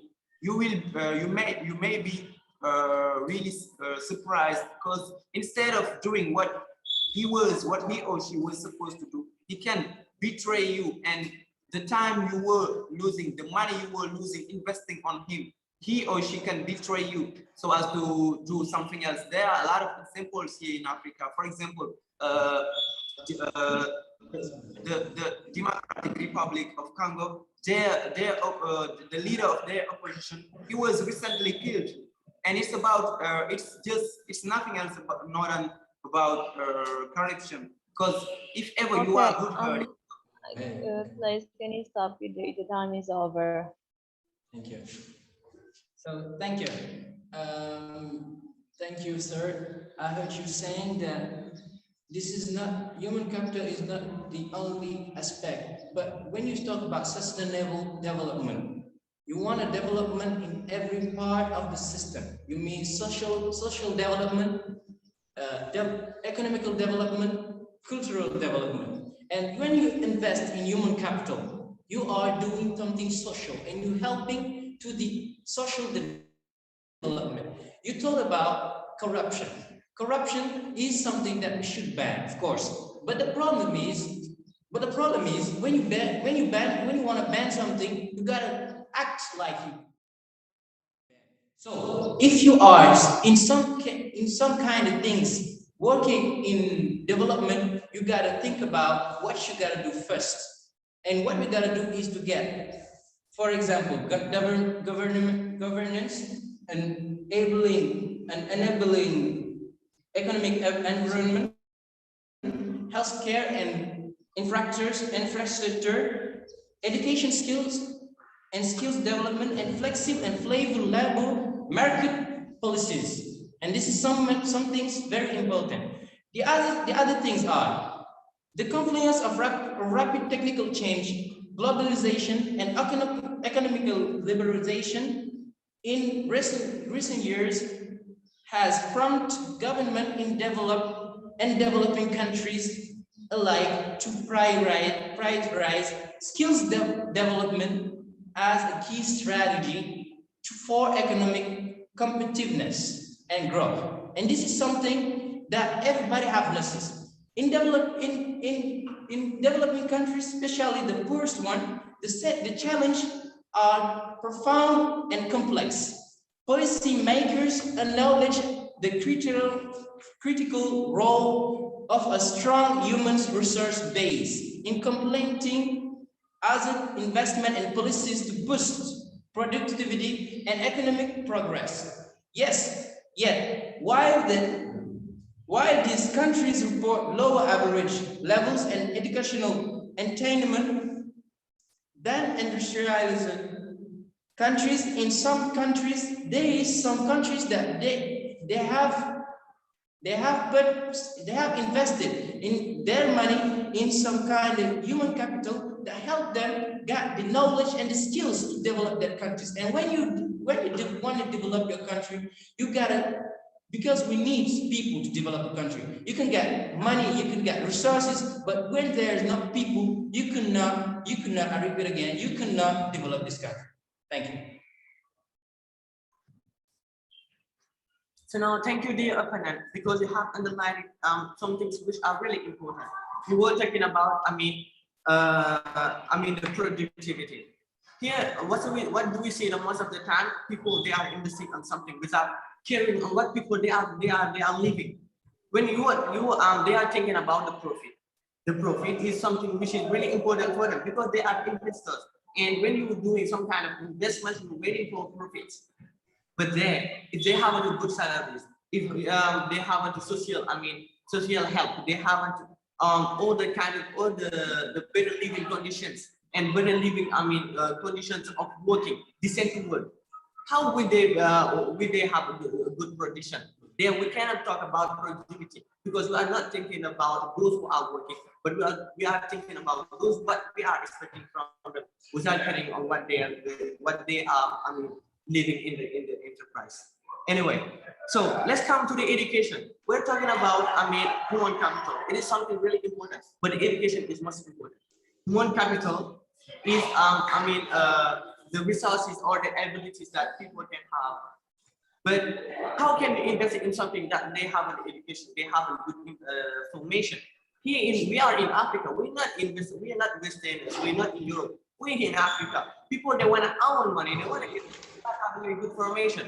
We all want to work. Down the officers without having the good formation that can allow us to have a good salary.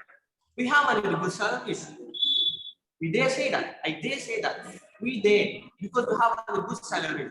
So, like my brother underlining, it's gonna push people to go abroad, and it's gonna be brain drain because they have all these skills so as to develop our Africa's countries.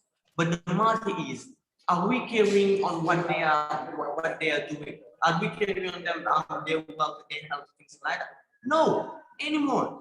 And education is something really important because we're taking too much time going out of school. We are doing 15 years out of school without learning anything. After going at the university, having your diplomas, what can you do? Nothing. They're asking you to do and start and things like that. And then you will be unemployed, and it is not necessary. There we have the human capital. They all are at the university, but at the end doing what? What they are going to do after having their diplomas? Nothing, absolutely. So the most important is to help people, to help them to do what they want, what they love. Because the human capital, we're not saying that it's not necessary, and no, it's not a must. But isn't more interesting on that? It's gonna be decreasing and a recession of economic recession. It's not really good. So what we have to do is to have a good education, to finance it in the formation because it's very important. Let's do our best for that. Thank you. So what you have to know is education is one of the most important elements of human capital, leading to increased economic output, higher individual income, and increased economic mobility for families. So I'm a little bit surprised when you young people say that human capital is not sufficient to develop our country. No, this is insane. So you have to know that the underdeveloped countries need human capital to start new and expanding government services to introduce new systems of land use and new methods of education. As according to President Akinwumi Adesina, youth unemployment must be given top priority, with 20 million graduates entering the labor market each year and only 3 million of them getting jobs. The mountain of youth employment is rising annually. How is that West Africa only accounts for 5% foreign direct investment into the African continent? This is a region that includes the continent's largest economy, Nigeria, with gross domestic product of 4,006 billion in 2016, about 29% of sub-Saharan African output of 1.4 trillion. Thank you.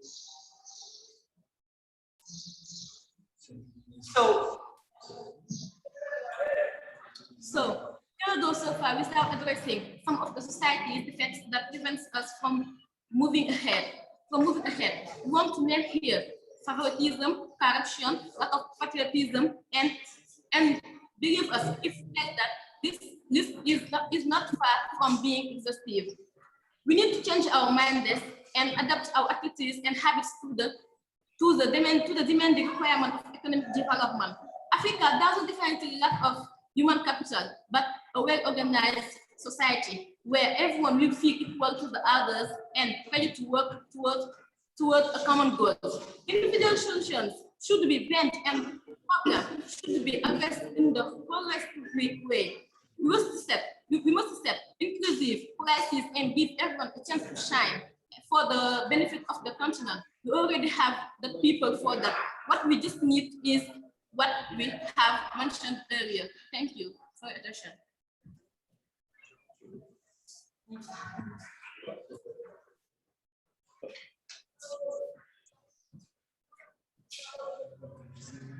Now let's place the emphasis on something which is really important. We are talking about the DQ Queen underlined something which is very important about the financial and the sustainable development. But I'm telling you, I'm continuing in the same way that I work. What I was defending is there's a lot of the economical recession.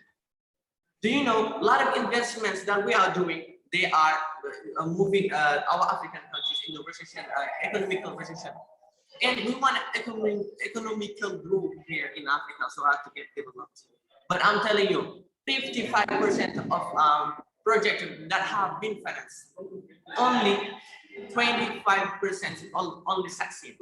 And this is economical recession because our African leaders, they are investing money, but they know how to finance it. They know in what kind of sectors put it. And it is really dangerous because then we are losing money and we are giving money to those who aren't having the enough skills so to develop our country. We have many skills. We have the possibility to get developed. But ladies and gentlemen, let's open the eyes. We are in Africa. We are not investors. We are investing, and we are talking about Africans. We haven't a good development plan, investment plan. We haven't it well because when you're calling, hey, come on, I have money, I'm an investor. People they are coming with their project, but tough projects they can't succeed in it. But the problem is, after giving them their money, they are going to eat it, and it is really, really shameful for us.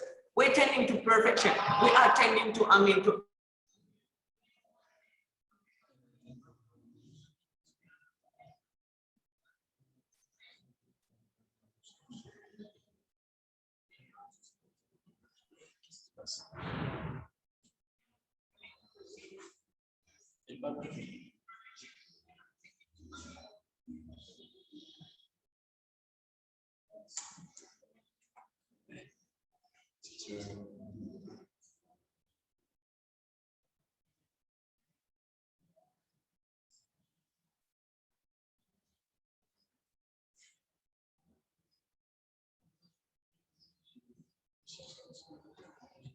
So, okay. You say that in Africa we have a lot of organization, and I have to tell you that is really the role of human capital. I heard you talking about betraying people or someone like that. So you have to understand that is what we are looking for in human capital. Human capital can help deleting all these kind of things or all these kind of behaviors. People are finished, they are thinking and they know what is good for them or what is not.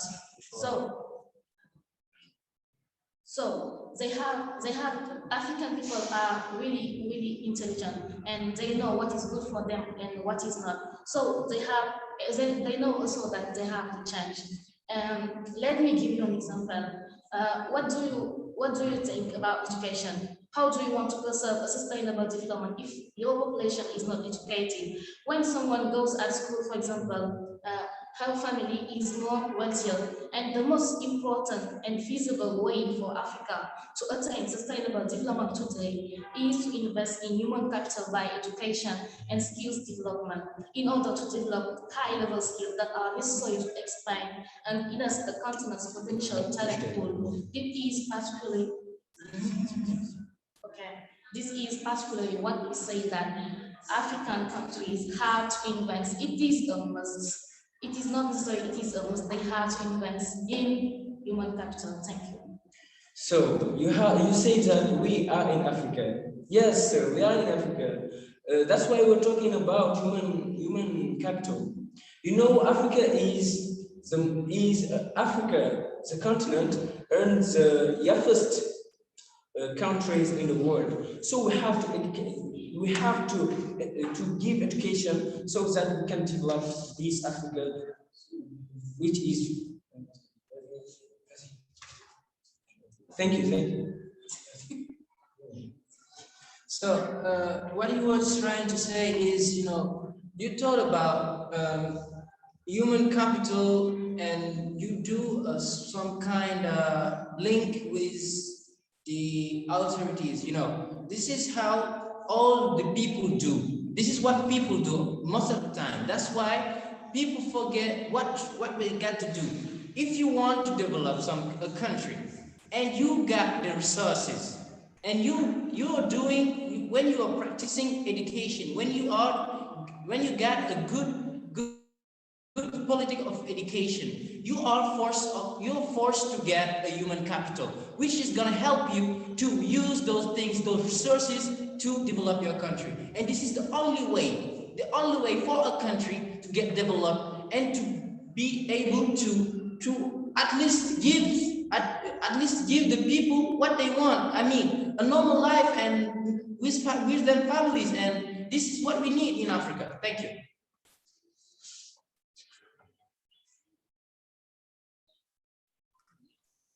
Thank you, and thank you to your opponent, because I'm sorry, but you were really perfect. You say that you thought that something which is I'm not agree with that anymore. It's not the case. I'm sorry.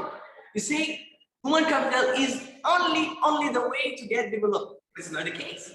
I will give you one example. It's really easy. I will show you that it's not the only way to get developed. Let's take an example of the COVID-19. Here we have the COVID-19. Where are people? They are at home. Where were people? They wasn't out. Where were people? They were at home eating, sleeping. What were you doing? All that kind of thing. Are they working? No. Were they working anymore? Where were they? At home. They were at home. They were doing anything.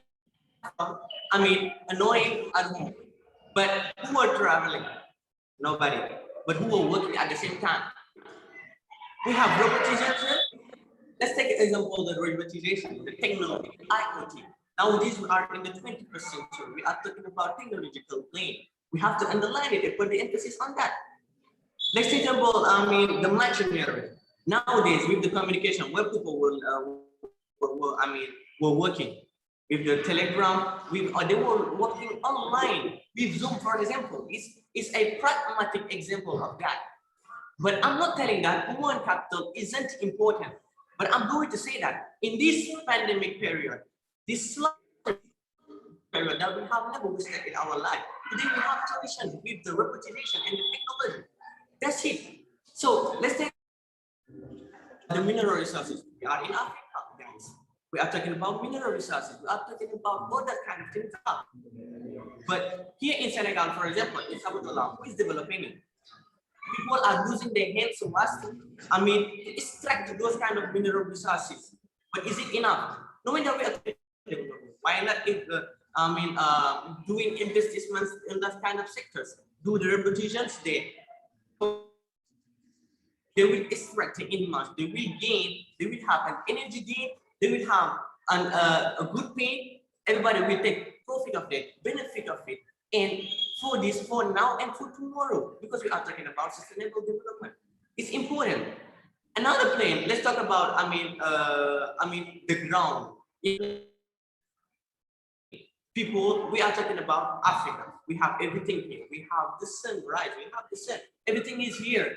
The matter is, we want to have autosufficiency, but the matter is we're using our hands. With the machines, we can have autosufficiency. We can export all our things, and exportation, the rate of exportation and the importation will develop our country, and this is very important. And it's a good example.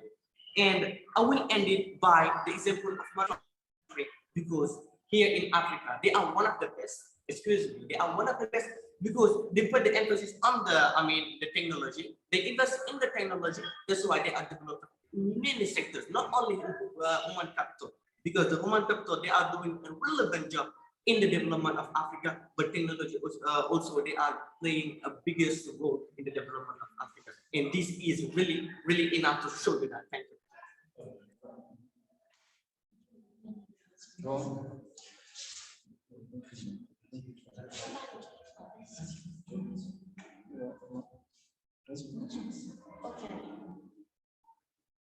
Okay. You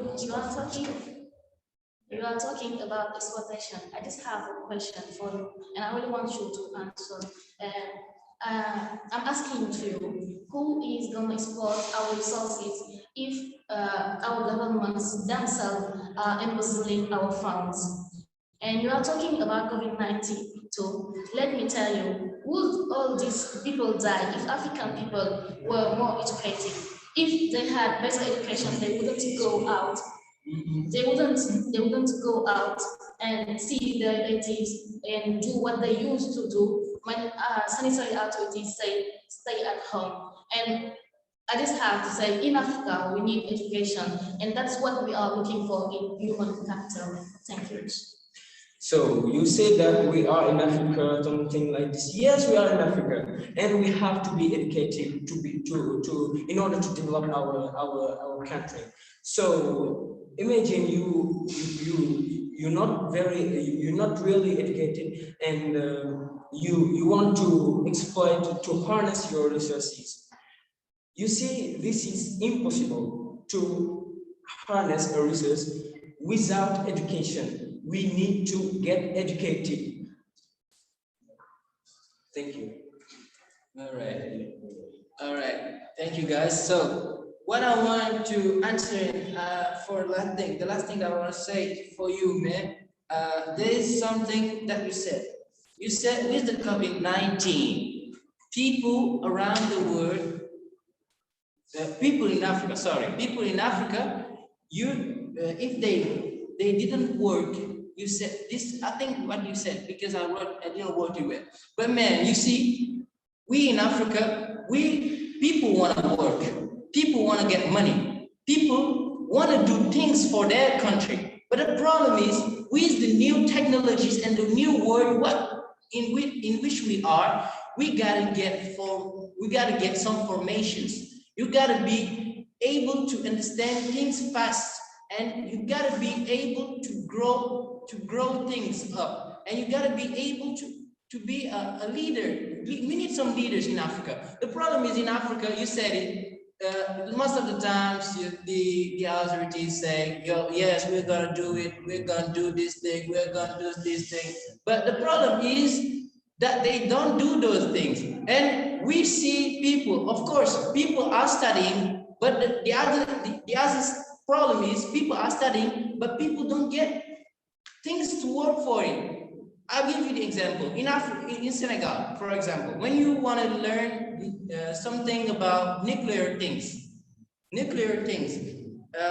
cannot learn it here in Africa, and you cannot use it here in Africa, because people are not giving you the funds and the skills to get through it, right? I'll give you another example. The first nuclear bomb was made with some nuclear particles of Congo Brazzaville. If you think that it is something good, I don't think so. Because if the Congolese get the knowledge, enough knowledge, because they got the nuclear things, right? So if they get the knowledge, they can use it for themselves, for them energy, right? You see me? So that's it. You know, this is how we gotta think about. You gotta give some information to people and give them the right to think and to develop their own country. Thank you. Last information, my friends. You have to know that we are in globalization. We need to get to be educated in order to use these cell phones, these computers, and develop our country. Sorry for it, and it is not. I mean, we have to. It's a must. We have to be educated because education is a really big element of human capital. So if we have to be educated so that we can develop our country. Thank you. This is a must. Thank you.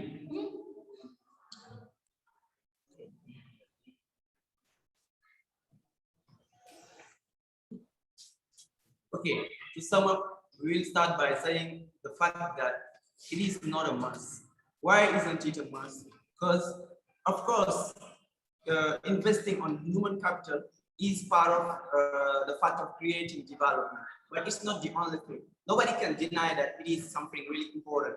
But the matter is that it's not the only way, it's not the only perspective. There are a lot of perspectives. There are a lot of ways to develop a country. Putting all emphasis on the fact of investing more and more, it means like just throwing money through the windows. It's like wasting money. We are wasting too much money. We do not say that we do not have the right to invest on the human capital, but what is sure is that we have to get in mind the fact that it's not the only way. Why not investing more and more on the other fields like agriculture? Why not creating more and more infrastructures? Why not trying to do some strategies, some inclusive strategies that will make everybody involved, that will allow to everybody to have its own word, creating investing more and more on the human capital, and it is taking the risk of seeing those same people you are investing on, those same people you are giving education, those same people for whom you are really tired about just giving your money, wasting your money on those kind of people. They can waste you, they can betray you by choosing another country instead of yours. And also, okay, and that have been said, we show you today that this is very important. We're not saying that investing on the human capital isn't necessary, but it's good, because we are talking about development, and human capital is something for Africa's development. But you have to get in mind, it's not the only sector, because it has some kind of phrases that we have noticed. Let's take example of the Nazis. They are communistic. They are working in pair. They are working in group. They are doing other things for their community, and they have done a lot of investment in their population so as to get developed. But at the end, what was the results? They have, they have been at the roof of, a global war. We have lost a lot of people, many days rate here around the world.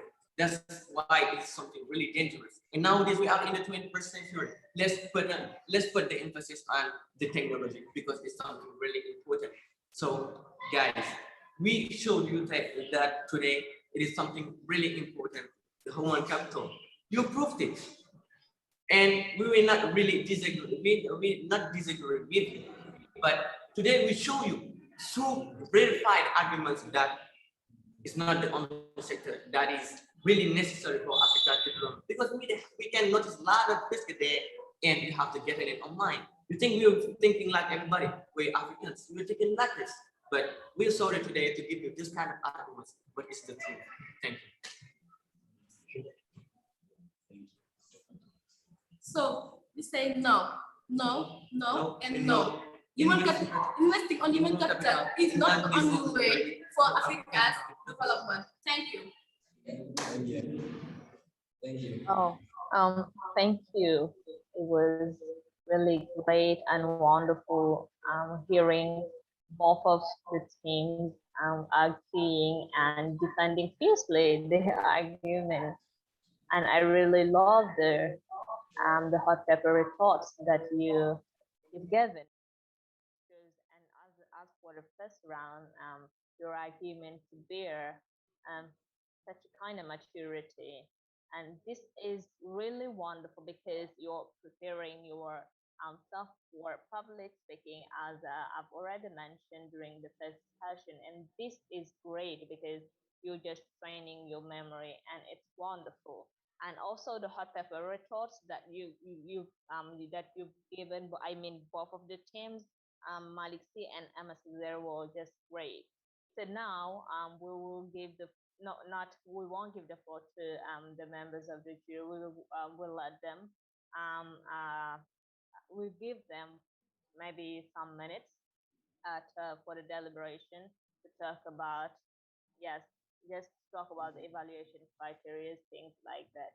At the meantime, we'll have a presentation or even three presentations today, and because we have three role models, as we did last time, we are presenting role models that are so inspiring. And since we are the general theme of this year competition is Africa and development.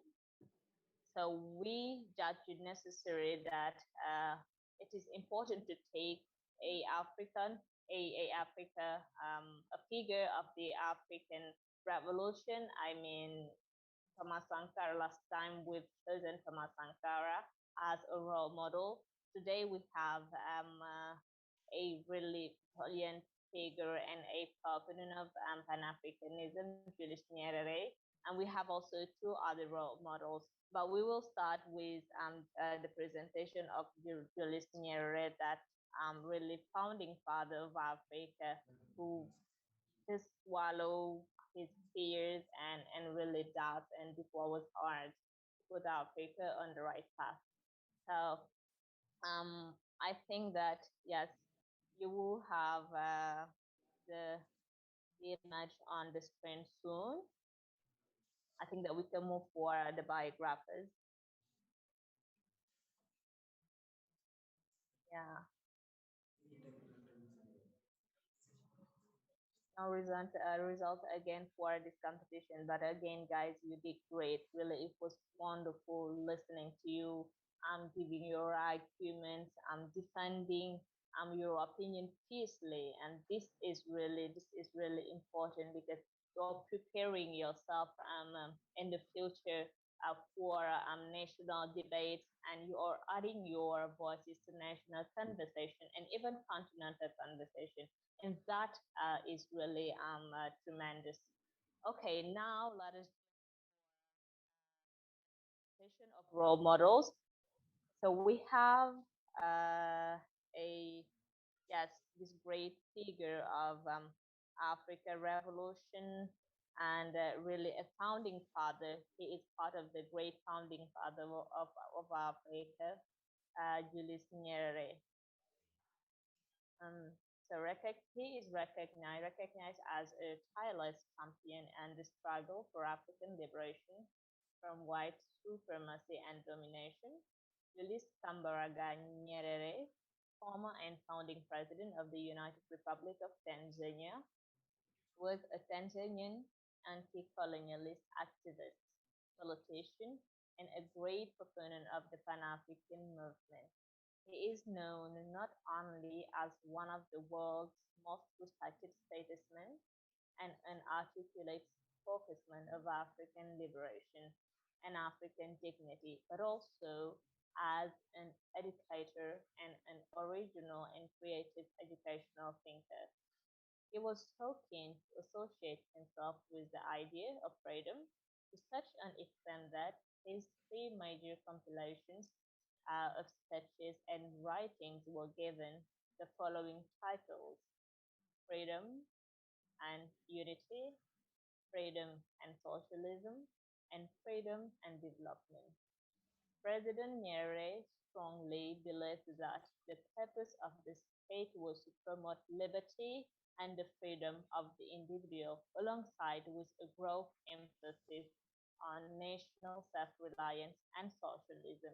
His endless efforts for the promotion of an egalitarian society was such that during his several terms between 1962 to 1985, he emphasized the need for a more equitable distribution for wealth and the absence of exploitation and indigenous Africans, sorry.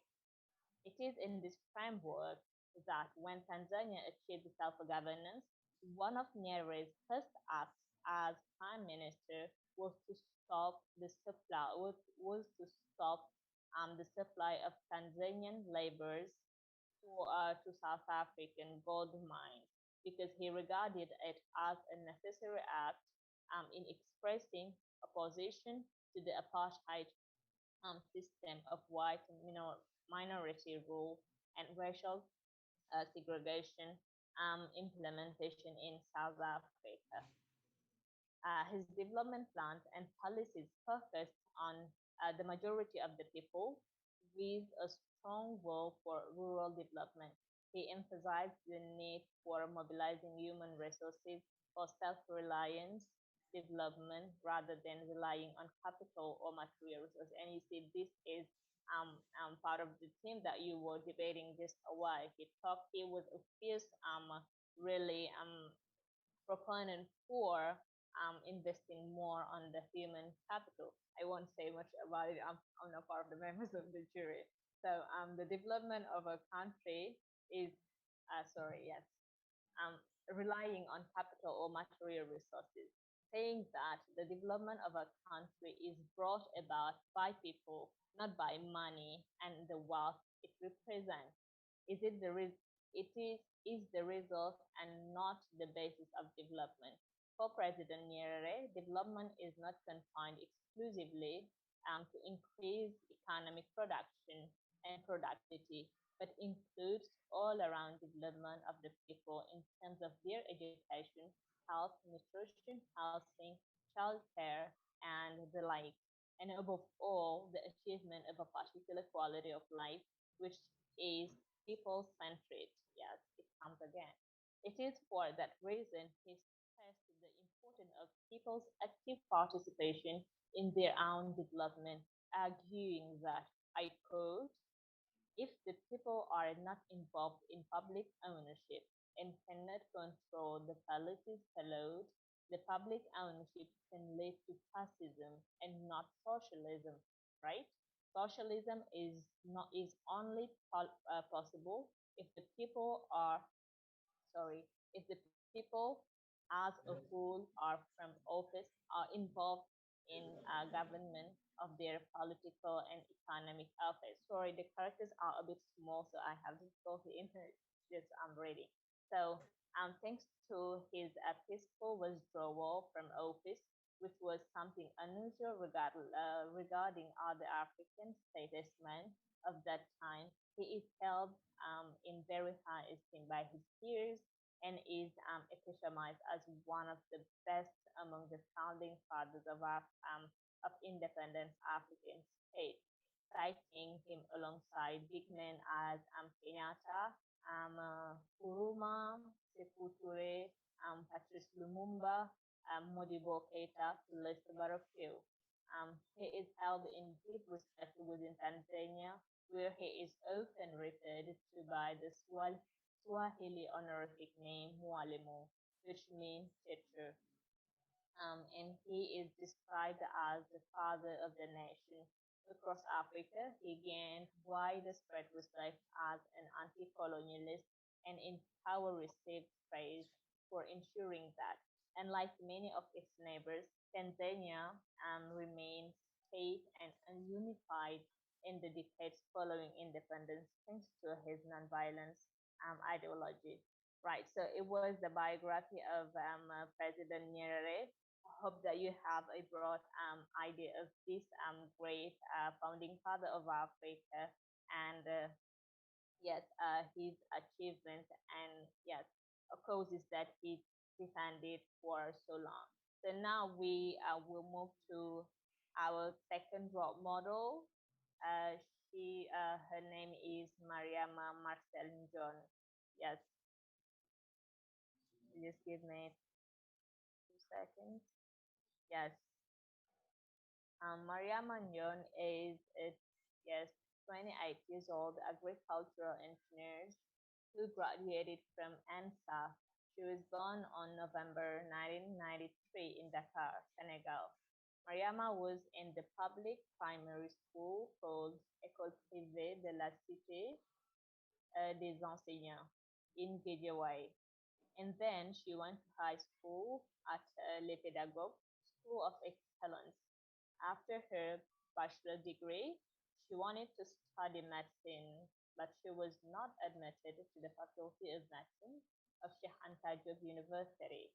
She spent a year at the Faculty of Science and Technology, but was looking for a way to integrate other schools or universities because she did not have so much interest on science and technology. It was in this vein that Mariama passed the entrance competition of the National High School of Agriculture in Chess. After 5 years of training, she became an agricultural engineer specialized in soil sciences in 2018. As the major in her department, she benefited from a USAID yes, funded scholarships to continue her PhD in agronomy. Currently, she is doing researches for the management of land yes, fertility. Okay. Thus, she participates in the development of her country by helping honest people who depend on their land to feed their family to become resilient and improve their daily income. The advice from, yes, Mariam Marcel John, she said, nothing is impossible. You have to dream big and give yourself the means to achieve it. You don't need great things to succeed. Patience and willpower are more than enough. You will go through obstacles, but you will learn to take it up and get around. Oh, I love that. And get around them. There have been no secrets, no favors in life. The two values that have always helped me are honesty and perseverance. That's wonderful. Um, this shows that we have really great I will call them branders because these people are branders because they are giving brand new ideas, and this is just great. As young people, we have to um, follow them and take them as models and try to really bear in mind their advice that they're giving and try to practice because common belief is not common practice, unfortunately. Sometimes think they are giving advice but we are not really practicing in our daily life. So this is just great, and they're doing things in a very they're just working hard and doing it behind the scene, and this is just great. So we will move to okay, sorry, just give me 1 second. I'm no longer connected. I'm no longer online. I'm no longer online.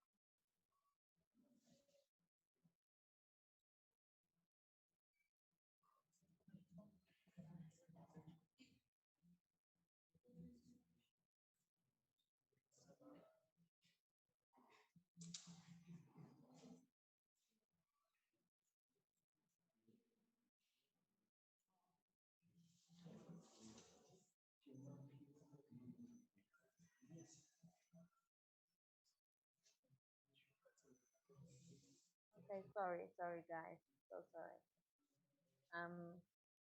Let us move to the third role model that we have for this third session of the Think and Tech competition.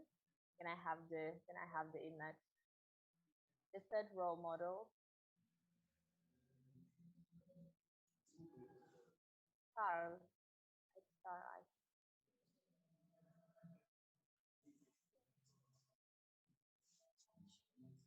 Okay, and the third role model we have, his name is Carl Kenye. I hope that I pronounced that well. Okay, so Carl Kenye is an accounting student at Rhodes University, South Africa. Okay, sorry. He is also an alumni of the Tony um, Elun, Elunlu Foundation. Sorry for the mispronunciation. UNDP. He is the founder of Kilimo, whose vision is to revolutionize the agricultural sector in Africa. Passionate about the development of the African continent, Carl Kenya was leader of the Africa versus Virus Challenge. Yes, he was the team lead of the Africa versus Virus Challenge, an ideathon organized by uh, the African Development Bank to yes, uh, the African Development Bank to prototype solutions addressing the challenges presented by the global COVID-19 pandemic to African societies and economies.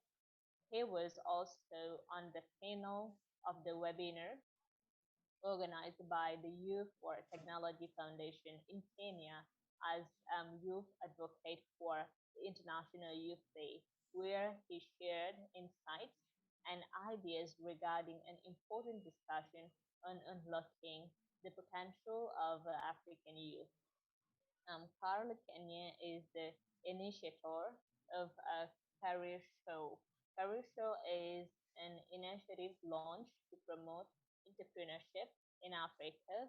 These are interviews with African entrepreneurs um, uh, who come to share their experiences, the reality on the ground, and give advices to future and young entrepreneurs for yes, to young entrepreneurs.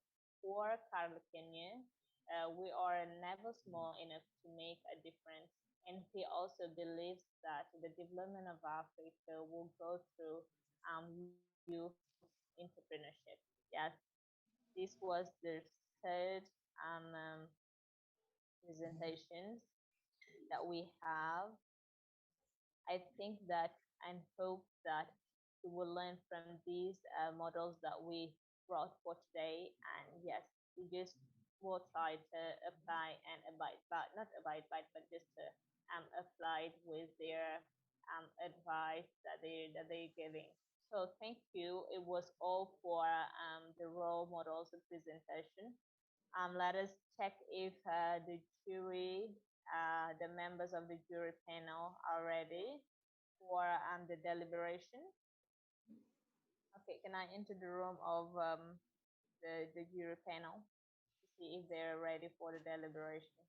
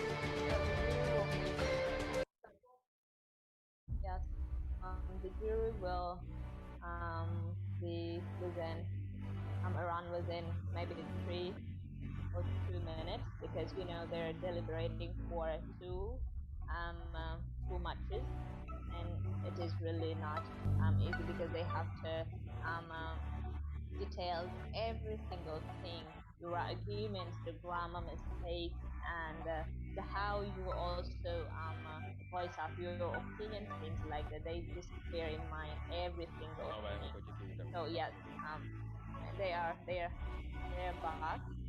So we have yes, we have the Guru President Mama Bismillah. It's a bit stressing, yeah. Hi again. um, I think that it was not really a piece of cake, because we have too much piece that was tough and rough. Yeah, yeah, that's it. That's it. So without losing any time, I will give the floor to the Guru President, so Mama Bismillah, to talk about yes, what I decide, and yes. So Mama Bismillah, you have the floor.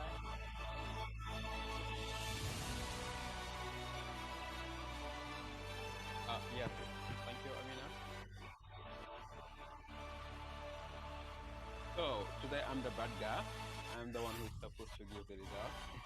But before anything, I'll just give the floor to Numubari, who will give his a global view regarding the debate, and then I will just directly give the result. So Numubari, you have the floor. Good afternoon once more. Can you hear me?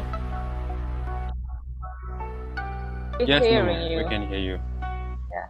Okay, all right. So, good afternoon once more. First of all, I would like to congratulate the 4 teams which take part in this competition, which played the semifinals. They really did great, because roughly speaking, or generally speaking, the 2 topics which were proposed were not easy at all. But I realized that they did everything necessary to meet the expectations of the viewers and the members of the jury as well.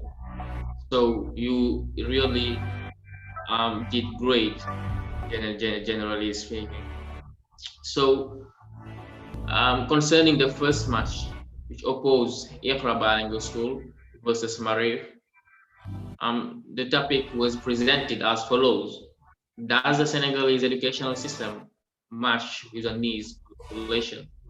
IQRA was defending the yes, while MAARIF was defending the no. So I mean, in terms of arguments, I think both teams did great, right? But they could go deep down into details. There were some elements which had to be taken into account so as to have an overall a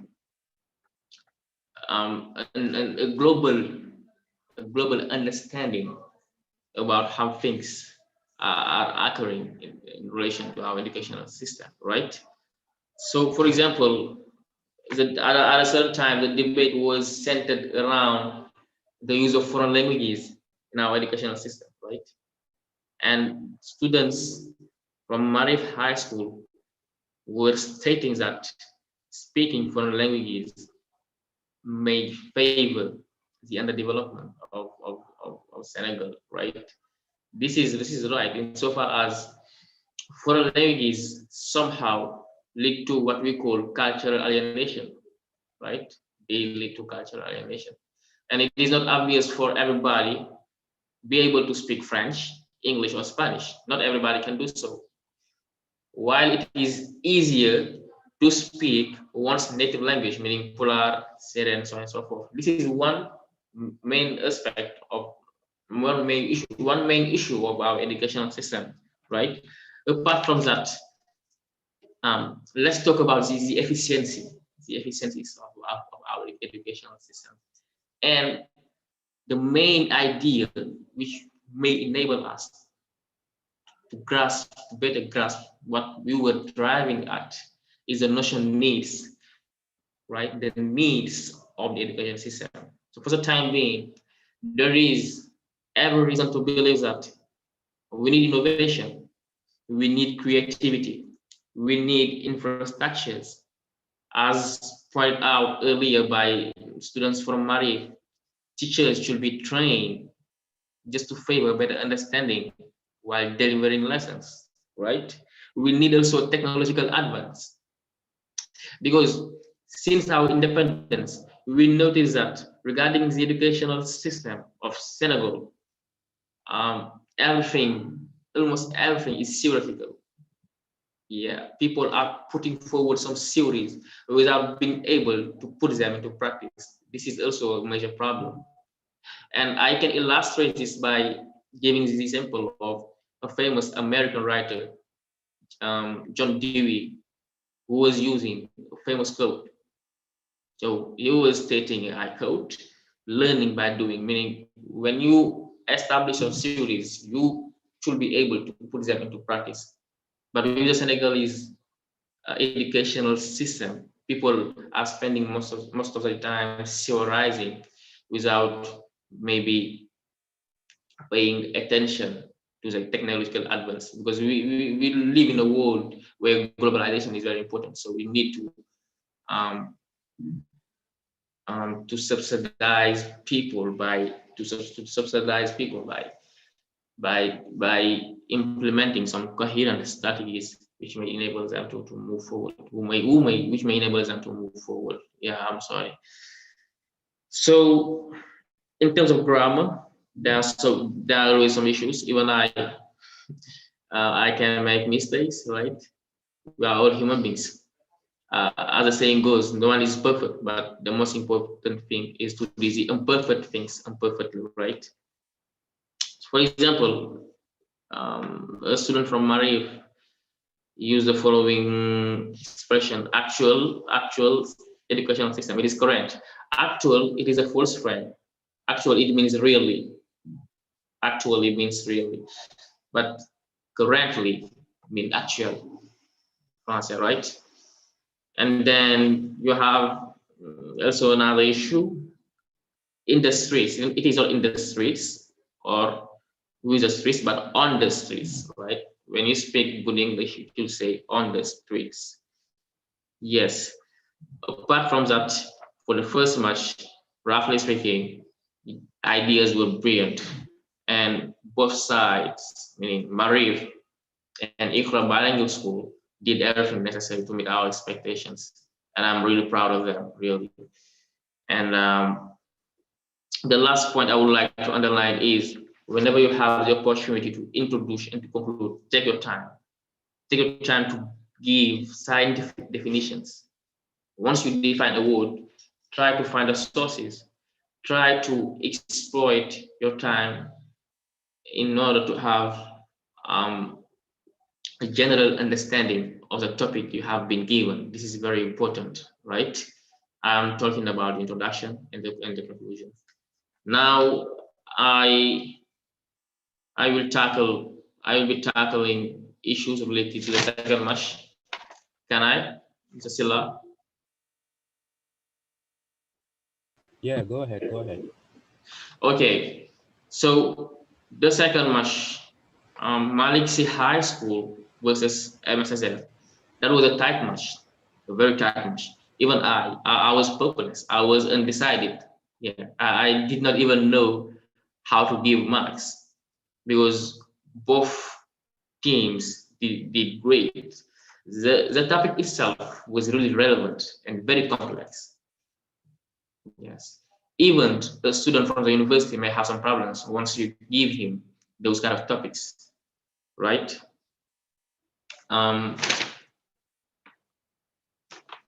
Is it a must for African countries to invest more on the human capital to attain sustainable development? I think both sides succeeded in giving relevant definitions of the keywords which you may find in the topic, meaning invest human capital and sustainable development. More importantly, sustainable development and human capital. These are the main expressions which need to be taken into consideration in order to understand what it is about, what it was about, right? And then ideas were really relevant. But as far as students from Aimé Cesaire High School are concerned, I think you should avoid to read sometimes, right? You are not expected to read, but you are expected to analyze. You are expected to give your standpoint. You are expected to voice concerns about the topic you have been given. This is very important, right? And in terms of clarity, I think the ideas were really interesting. Yeah, I also appreciate the way Malick's debaters behave, because that was not easy to defend the idea according to which it is not a must to invest in human capital, but they did manage to give us really good arguments.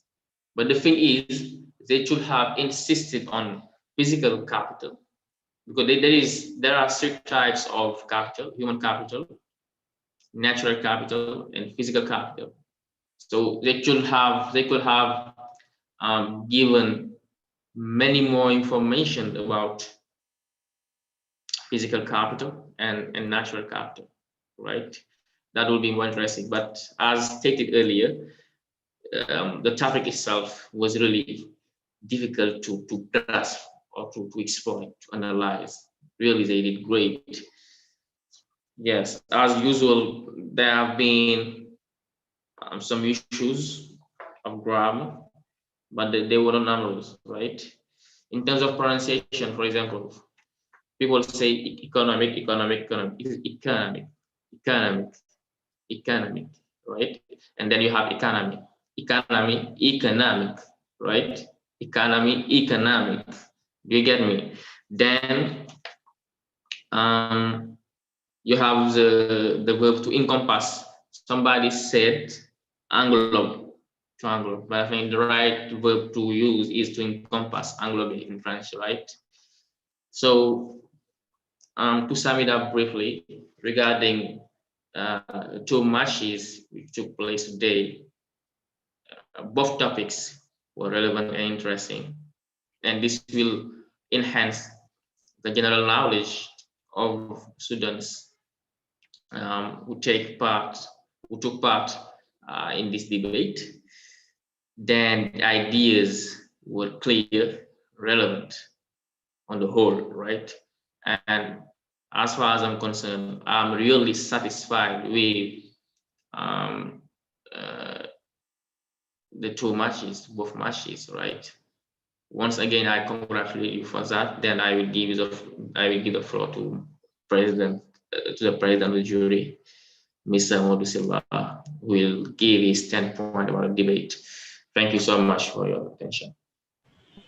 Yeah, thank you very much, Nomu. So I will not keep the suspense very long. I will just go directly give the results. But first of all, I just want to congratulate all the 4 teams for making your way to the semifinals, and I congratulate in advance the 2 teams that will meet up in the final. So just to let you know about our astonishment, actually the 2 matches were really of high level.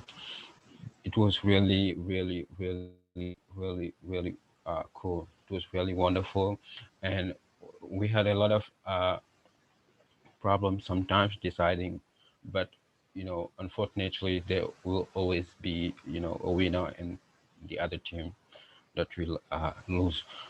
So but I want you just to clarify some stuff regarding that can be very decisive when the jury has to give its decision. It first of all regarding your sources. I think some of you, like all of you, have tried well to be as much scientific as possible, to give sources and numbers and everything. But sometimes I feel like that it's not. Sometimes you tend to just generalize at some points. I heard many times people say, according to statistics. Actually, what is statistics actually we are talking about? If you say according to statistics, it's not a source, So we would really like to hear some very precise and relevant sources when you give data, especially data, because it's very important for us that you specify actually which is statistics. For instance, when you talk about the population of Senegal, there are a lot of statistics actually about it, but you need to choose actually the official ones sometimes, and so on and so forth. And you know, almost many of you use this term according to statistics, and really is sometimes you would really love you to be very precise. And one more thing is still on the sources actually. When you make your research, I know for high school students it may not be very important, but in the academic field, Wikipedia is not very recommended, highly recommended in terms of source, in terms of giving sources. So when you give some definitions, please refer to some very known and recommended, let's say, dictionaries or other you to be very precise. And one more thing is still on the sources actually. When you're making your research, you know, for high school students, it may not be very important, but in the academic field, Wikipedia is not. Can you still hear me? We're hearing you. Yeah, thank you, thank you. So I just go directly to give the results actually. So, so as I was saying, all of the match were really very interesting to us, and I really especially liked the second match because there was a lot of fire between the two Yeah, teams. tough and rough. It was very tough and rough. Yeah. Yeah. So starting with the first match, uh, the the loser actually, the team that lost the game, have an average of 15, and the winner has an average of 16.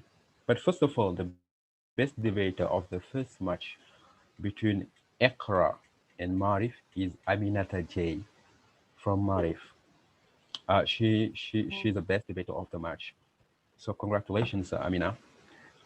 And as I was saying, the the team that lost the game have 15, and the team that won the game has 16. And the winner is Ikra Bilingual School for the first match. So Ikra wins the first match, and Aminata J is the best debater of the first match. Congratulations to Ikra, congratulations to Marif, congratulations to Aminata J for your absolute performance. So for the second match, yeah, it was also a very tight match. Uh, the winner of the second match has 15.28, and the team that lost the game has an average of 14.85. So the best debater first of the first match is Idris Ahmad. So congratulations, Idris Ahmad, for winning the best debater of the first match, of the second match, sorry. And the winner of the second match is Malick Sy High School. So congratulations to Malick Sy, congratulations to Aimé Cesaire, congratulations to Idris Ahmad. Congratulations to all the four teams for your absolute performance. That was great. Congratulations to both teams or to all of you because you did great. And the overall result shows that we have 14 out of 20, we have 15 out of 20. Your grade are just high. It means that you all deserve to win. But matches were tough and rough, and there's always a winner. But as as I love to say, there is no winner, there is no loser. We are all winners as lovers of English. So just keep it up and keep partaking in such kind of initiatives because there is no loser. What you've learned and the experience that you will gain after is much more important than losing or winning the competition. But again, congratulations to IQRA Bilingual Academy and Malick Sy High School. You did really great, guys. So thank you very much. This is the end of the show or this competition. So I shall see you next time, same day for the final, or I don't know yet. Okay, just maybe. So, but before ending, I would like to thank some of our partners who really partake actively in supporting us for this initiative. We have Jider, we have yes, we have Jider, we have Legla Prater, we have Great Speaker, we have Lazia Senegal, we have Digital Mutual, we have Culture Sahel. Last but not least, we have Bit Azimut. So thank you very much for the cooperativeness and their support. This is just we're so grateful to you. So thank you guys, you did great, and thank you also for viewers for following us and watching us. Thank you very much. I'm out.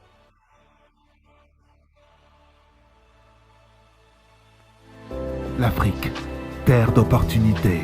Moi, je suis ravie de voir de belles initiatives comme ça qui accompagnent, incitent la jeunesse africaine à bouger. Parce qu'effectivement, aujourd'hui, rien ne se fera si on ne bouge pas nous-mêmes. Aujourd'hui, je pense qu'on est capable de faire de belles... On a compris que la richesse aujourd'hui, elle se trouve en Afrique. L'Afrique reste le continent de demain, reste un continent où il y a un développement économique quand même à 2 chiffres. C'est mon destin.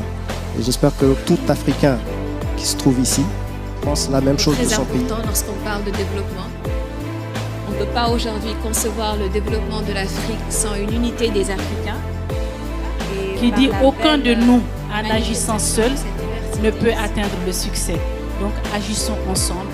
Nous avons un fort potentiel que nous pouvons apporter à la jeunesse africaine, au développement de l'Afrique en général. C'est presque inévitable.